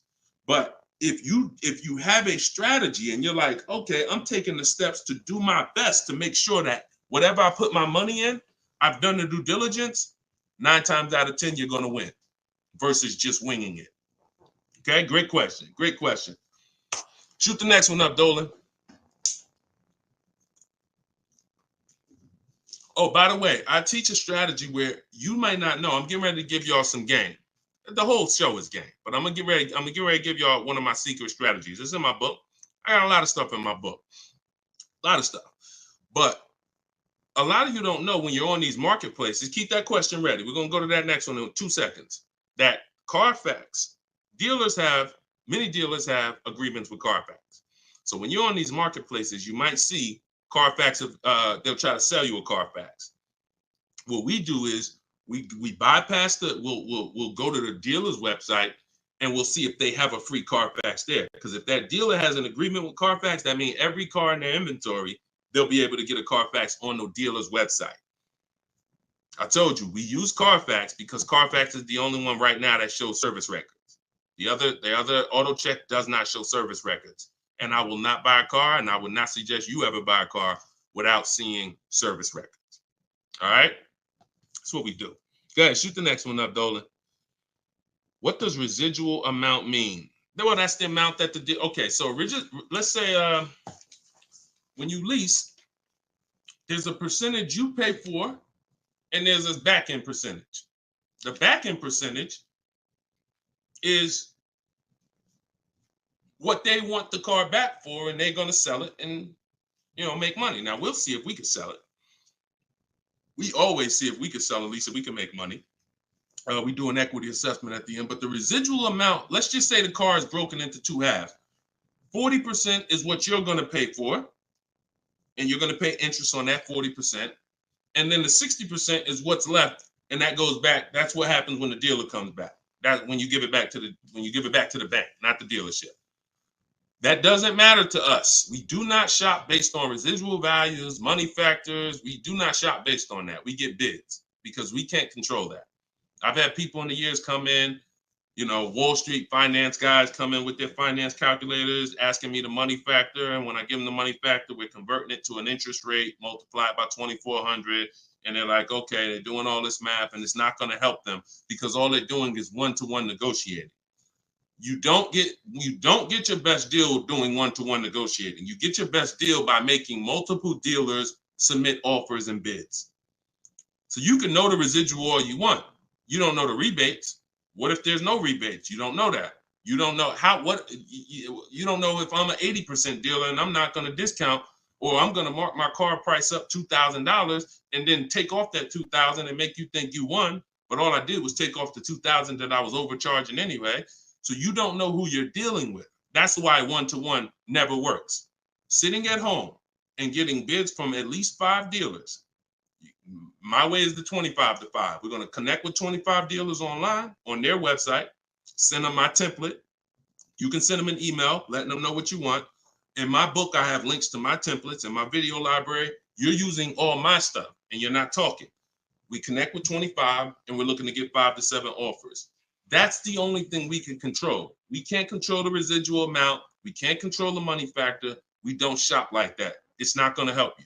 In fact, it'll slow you down and it'll hurt you because you're overanalyzing things that don't even matter. And trust me, I love numbers. I love numbers. I was in calculus in 11th grade, so I can do this stuff in my daggone sleep. But what I don't want is to teach you to do that, because I don't do that. It doesn't take that. None of these people that you see, look, when you see Eddie, matter of fact, he bought, hold on. When you see, look, let me show you Benita. Benita in the middle of the pandemic. The reason why I always show Benita is because in the middle of the pandemic, she got a Kia Telluride when people were paying $5-10 grand over sticker form. Kia Telluride, $600 a month, 36 months. She drove out. It's like a $46,000 vehicle. People were paying $800 a month. Some of you may know somebody who's leasing a Kia Telluride that they got during the pandemic. If they didn't put money down, they're paying $800 a month, $700 something a month, minimum. Now, one thing people will never tell you though is the money they put down. So don't even ask them, because you know people tell you, "Oh, I'm paying $600 a month myself." They'll never tell you they put $4,000 down though. Never. So, but yeah, when you are shopping like this, you're getting bids. She doesn't know what the deal is going to be until she shops. And when she shops, she doesn't care about the residual value. It doesn't matter to her the money factor. None of that stuff matters. The only thing that matters is, let me get my bids and see who's going to win the bid. That's it. That's it. Go ahead. Shoot the next one up, Dolan. Let me put that banner back up. For all of you who just jumped on, this entire show is sponsored by my new digital book. It's called Cars from Home. 7 Steps to Saving Time, Money, and Avoiding Dealerships. I'm the author of that book. I'm also the creator of the Cars from Home video library and the Cars from Home coaching program. You can get your book for 75% off in my TikTok bio, in my Instagram bio. It's normally $97, but you can get your copy for 75% off by going to my bios and getting it, or you can scan the QR code or go to deshonsbook.com. 75% off for 30 minutes. All right? So get your copy. Everything I teach is in there, and you can reference it for life. All right, this one's from TikTok. When I see, we already did that one. I know you're snatching all the questions, but I tied that question in, even though you didn't post it. I tied that question into the other person who was asking about 0 down leases. All right, thanks, Dolan. Okay, this is another one from TikTok. Lease mileages. Let's go Instagram. Make sure you're typing your questions. All right, make sure you type in your questions, Instagram. We live every day at 12 and 3. So let's see, TikTok, lease mileage 10,000 under allowable. Does that value when getting next lease? No. What you're going to do is you're going to do an equity assessment. You are not going to, how many people right now have dealers calling them, telling them to come in and they can get you out of your lease, or they could trade you out of your car and put you in another car? How many people have either phone calls coming in, emails, or you get mail? Hey, Leo, good news. We need your 2019 car. We have somebody looking for that car. How many people are getting those emails or those calls right now?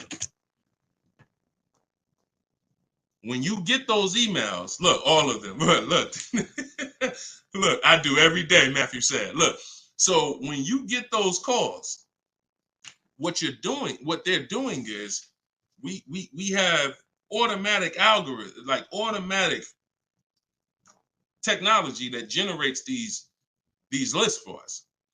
It's not that they saw your car exactly and they're like, "Oh, I love your particular car."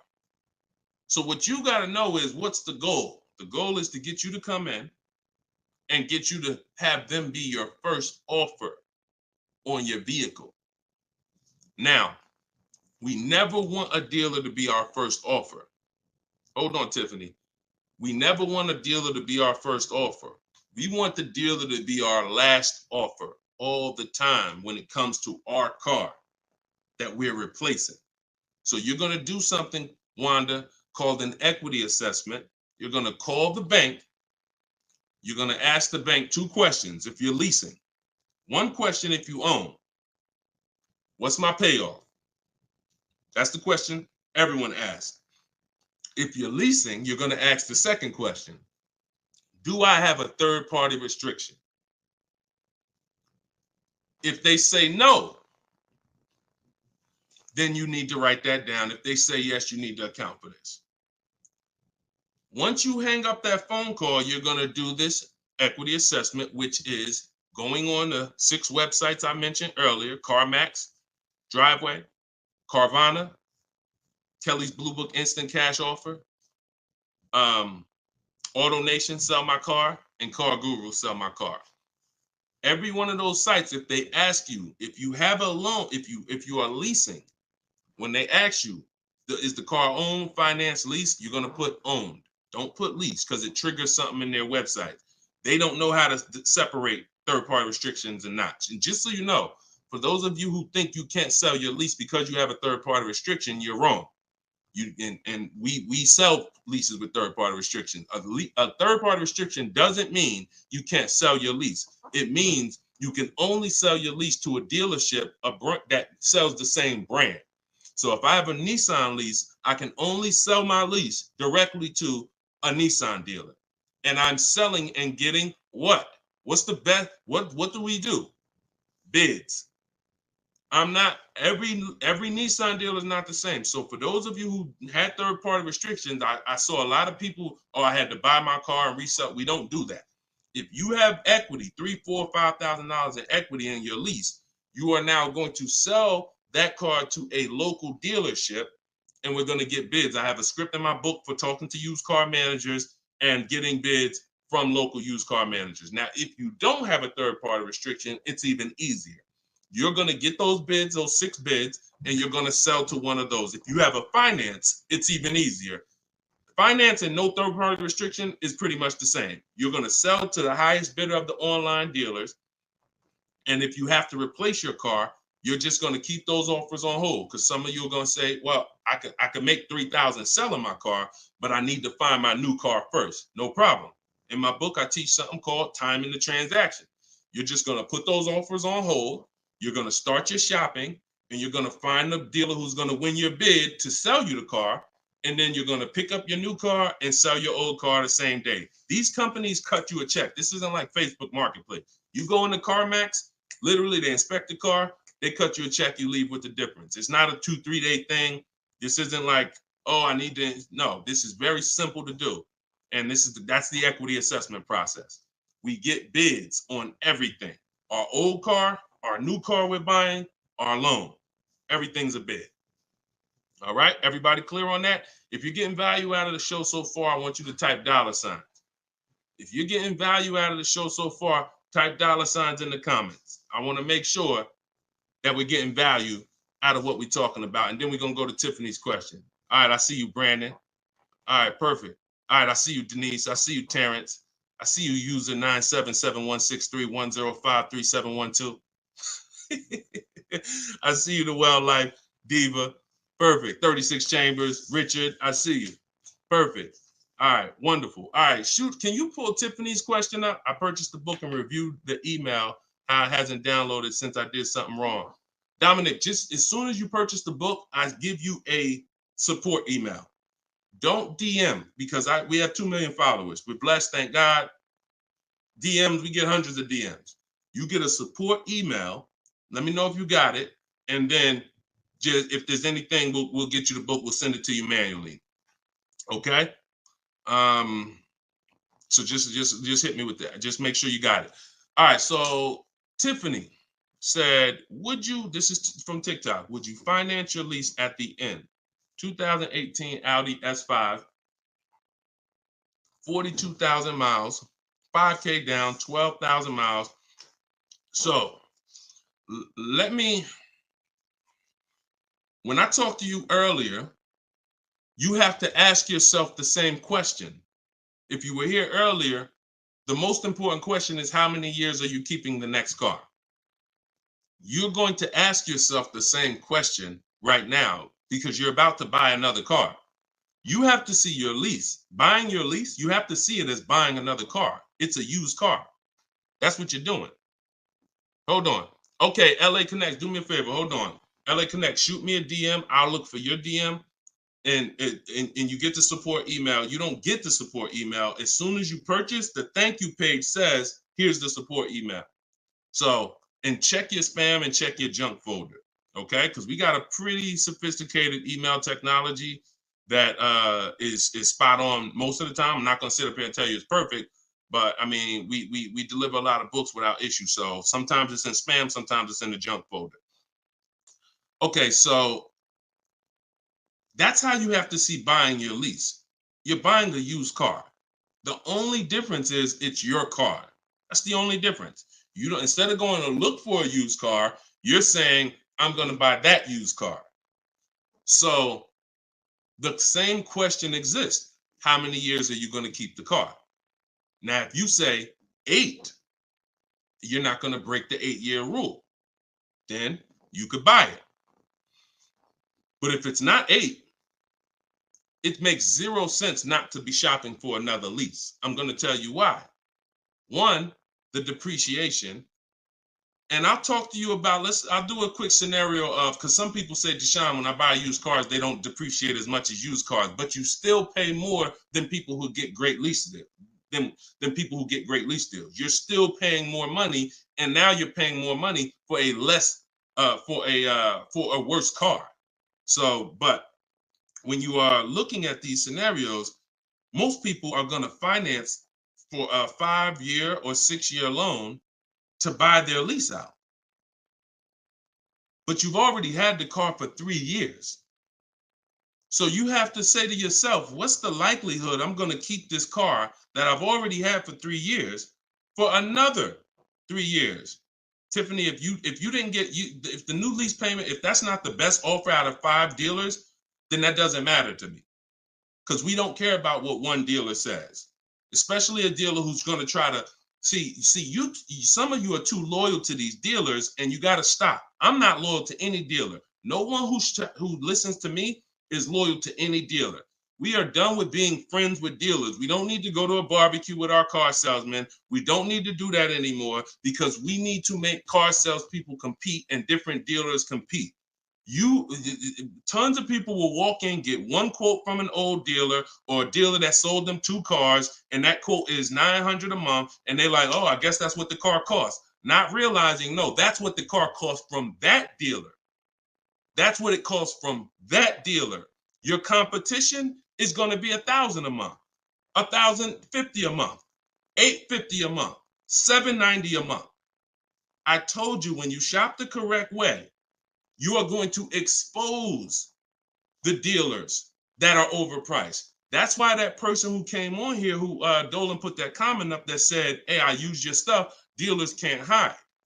Because it's an exposing of the overpriced car dealers. We see the people who are overcharging us, because when we see that best offer is $790, and then we see another offer for $840, another offer for $890, another offer for $920, we realize all of those other higher price offers were taking a shot at us, hoping that we weren't going to shop them.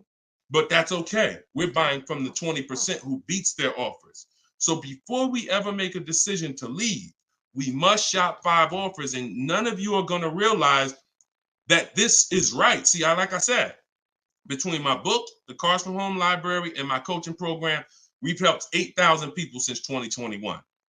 These are the numbers. 80% of dealers are overcharging you. And if you don't have multiple offers in front of you, at least 5, you're not going to ever find the best price dealers. And you don't do this the hard way, going into dealer to dealer to dealer. You do this sitting at home on these dealers' websites, requesting your offers, looking at offers strategically. That's why my book is called Cars from Home. My system is called Cars from Home. We spend time here. We're not in a dealership for more than 30 minutes. Okay? So getting back to your question about buying your lease, I'm not buying a used car. I'm not switching my strategy. The philosophy of going from a lease to a purchase is a total strategy shift. That means I'm going from a short-term person who doesn't like maintenance, who doesn't want to put more long-term, who doesn't want to keep a car long-term. I want to be under warranty most of the time. I want to drive cars for pennies on the dollar, compared to people who buy. Now I'm switching that to become a long-term person, because there's a different set of values when you're buying cars for 8 to 10 years to 12 years. That means I'm going to pay off my car. I'm going to get to the point where it's not depreciating a lot anymore. I don't care about having the latest and greatest. Once my car is paid off, I just got a car that's 7, 8 years, 9 years old, but I'm going to keep it in my family for a long time, and I'm going to win that way. I'm going to win by having that car 10 years. The longer I keep it, the less I paid for it. If I keep a car 15 years, the less I paid for it. I keep it 12 years, the less I paid for it. So it's 2 sides of the spectrum. That's why when you buy your lease, you're going from one mindset to an entirely different mindset of buying a used car. So the best thing to do is just learn how to shop the way I'm teaching you to shop, so that you can get great lease deals. They are out here. I showed you Bonita. Bonita got a great lease deal middle of the pandemic. Middle of the pandemic, when there was blood in the street, people coming out of car dealerships with axes in their head. That's how much they overpaid. That's how much they overcharged. They got 10,000 over sticker, 8,000 over sticker. Bonita's taking deals down. We've been doing this, but the only way you're going to get great deals is to stop shopping the way they want you to shop and start shopping the way you should shop, which is being in control, making people bid for your business. And you're going to get entirely different results. You're going to realize, dang, these dealers have been overcharging me. That's perfect. That's perfect. All right, go ahead, Dolan. Shoot the next one up. We got a couple more minutes. Try to get through as many as possible. All right, this one's from Instagram. I'm reaching out to dealers. Point. I'm ready to compare price. I don't know what to say. You don't talk. If you're doing it my way, you should be on their email. Now, if you're doing it the manual way, which I'm not even going to teach anymore. I used to say on some of the older broadcasts, I would say call, talk to a sales manager. But I want to do it by email. We go to a dealer's website. We use the contact tab. We tell them what we want, and then we're having conversations from there. Now, we do that. We do that with 25 dealers. We always get a separate email. These are the little things that we must do to make our in my book, in everything I teach, it's for a reason. We get a separate email. We get a Google Voice phone number because we're not talking to people. If we're talking to anybody, we're talking to sales managers. We are not talking to salespeople unless we're setting up a test drive. And even that, there's a way we do it. We want to talk to the most experienced salesperson. We want to talk to the person who has a great history, who everybody loves. We want to talk to the person because the wrong salesperson won't even have the car ready for you when you get there to test drive. New salesperson just started, he over there, thinking about how he'll just, so we got to even act for the right salesperson to set up a test drive. But we're not talking. See, when you're not talking, you can stay out of emotion. Even the first time you use my stuff and you start using my scripts and my templates, you're still going to be a little emotional, unless you're just, some of you have a very stoic personality. Some of you have a very, whether it's military or whether it's just your natural personality, you don't get emotionally involved. This is what you need to be. And some of you who are emotional, you're going to see there's no reason for me to be emotional anymore using this. I'm at home, I'm in control, I'm making people bid, and I'm not talking to people where they can get me emotional and I can say something that's going to hurt me or cost me money. So we are doing all of this online through their website, letting them know what we want, requesting our offers. And like I said, we do something called the 25-to-5 strategy, where we're connecting with 25 dealers online to get 5 quotes. That's how we shop for new cars and leases. Not used cars, new cars and leases. So you shouldn't be talking saying, I don't know what to say. You are reaching out to them. First thing we're going to do is let them know what we want. After we confirm the dealer has what we want, then we're going to request our quote and our offer. So that is what, and if you are shopping for a purchase, then we're requesting an all-in quote. We're requesting an total, all fees, everything included.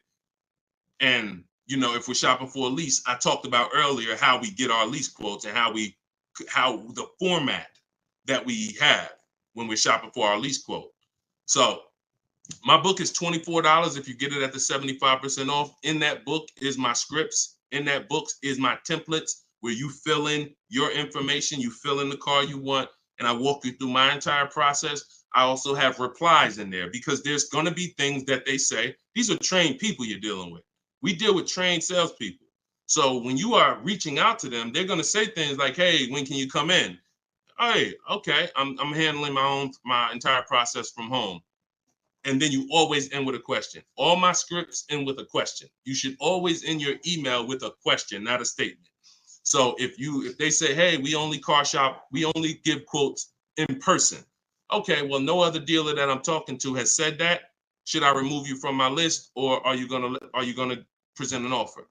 Always a question, because you bounce the ball back to them.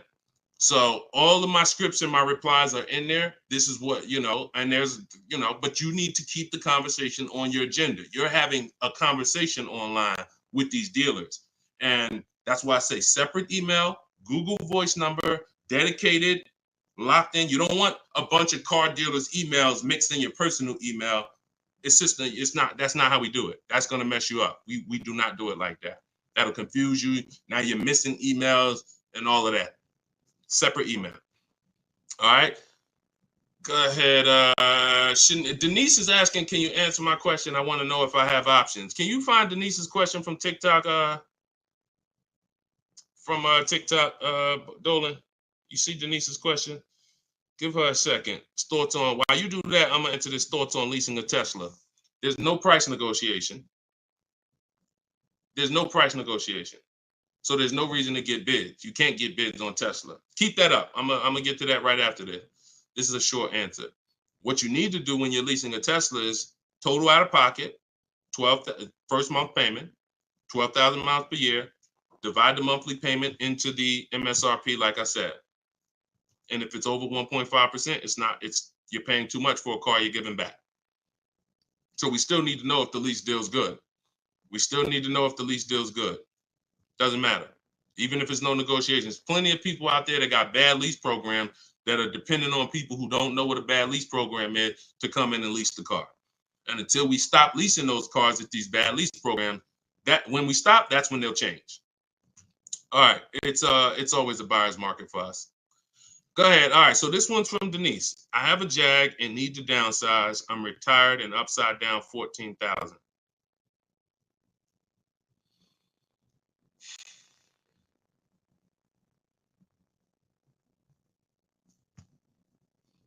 See, here's the bad part about negative equity. The damage is done. I wish I was the person who could, give back. A lot of what I'm talking to y'all about is I'm shouting from the hills and warning you. It's up to you to take the warning. But in this particular case, with negative equity, the damage is done. Now, how do we get out of it? It's only two ways. I talked to you about that earlier. Now, in your particular case, now there's a third way. It involves the car. If the car is totaled or stolen and you don't recover it and you have gap insurance, then the car is. So I have to. I can't say there's not another way, but we can't plan on that. That's insurance fraud. So in the case of what's legal and ethical, you can only sell a car or trade into or replace it with another car. And in the case of negative equity, if you can't sell the car and pay the difference, go to YouTube. After this, I spent probably 8 to 10 minutes talking about how to get out of negative equity. There's 3 ways. 2 of them lead to a new car, 1 of them doesn't. If you can't use one of the 2 ways, which is paying the difference between what you owe and the highest bidder, then you have to transfer that to another car, in which case you have $14,000. What's your car payment? How much is your car payment?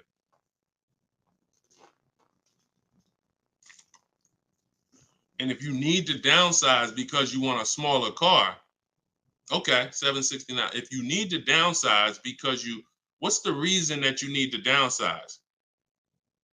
Is you need a lower payment, or you just need a smaller car?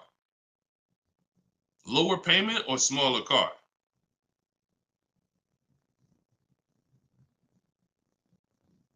Sometimes I need to ask more questions. This is why, we go, I have 3 things I created: the Cards from Home book, and the video library, and coaching.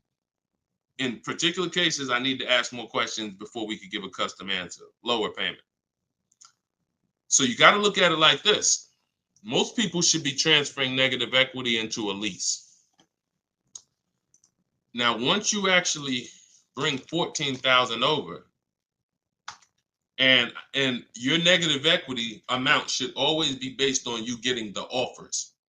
It shouldn't be based on what you think or what a dealer told you the car is worth.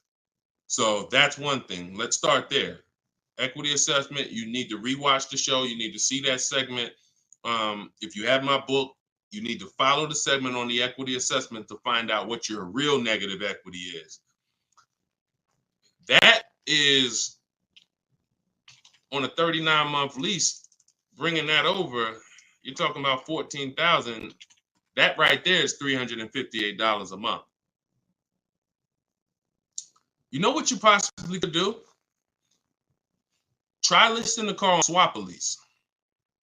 Now, if that payment is good for the car, let me see. Did we?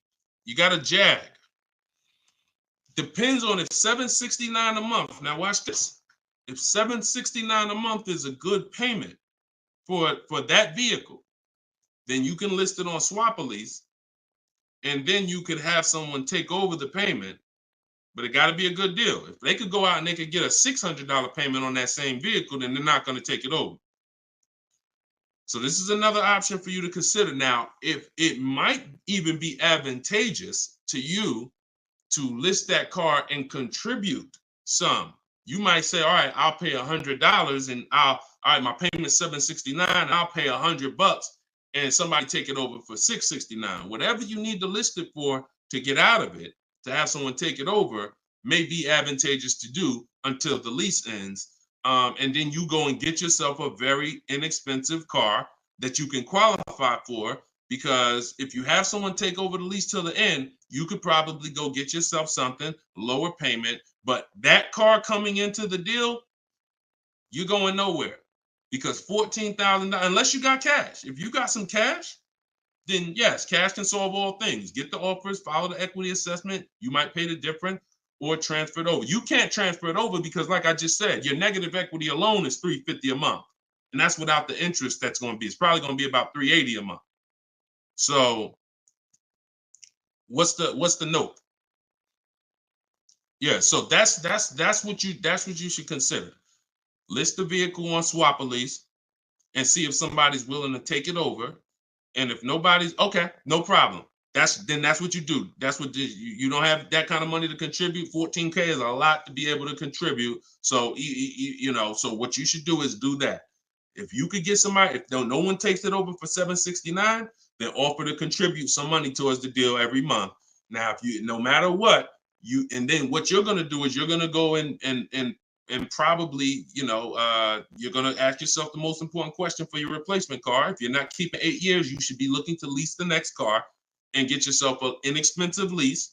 If you are keeping it more than 8 years, then you can buy. But you're just going to use the same process. But you got to get rid of that car first. And I think with your scenario, that might be the best way to do it.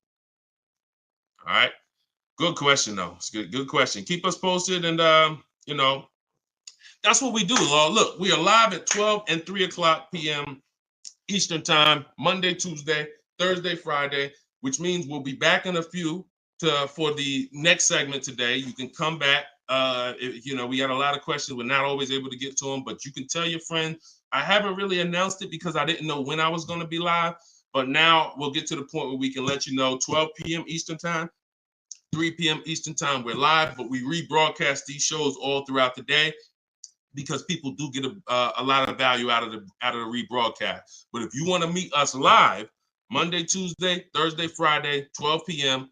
and 3 p.m. Eastern time, bring your questions. And if you didn't know, my book, Cars from Home, 7 Steps to Saving Time, Money, and Avoiding Dealerships, is 75% off for 30 minutes, part of our welcome offer. So you can get yours in my TikTok bio or in my Instagram bio, or go to deshonebook.com in the comment section on YouTube or in the comment section on Facebook. Or if you're watching us on TV, you can scan that QR code. But that's what we do here, y'all. We peel back the onion. We make sure you know how to shop strategically. And I want you writing me with deals. I don't want you writing me showing me your car. Everyone's doing that. Hey, got the new G-Wagon. Got the new BMW. Oh, your boy upgraded. Never talk about what we paid for it, though.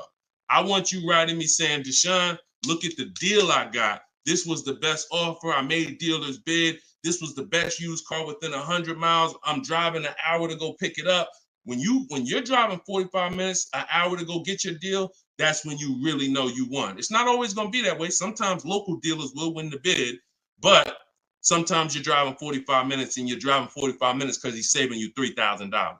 So that's what Cars from Home is about. That's what my book is about. You can get your copy instantly, 75% off for 30 minutes. And I'll see y'all on the next show. God bless.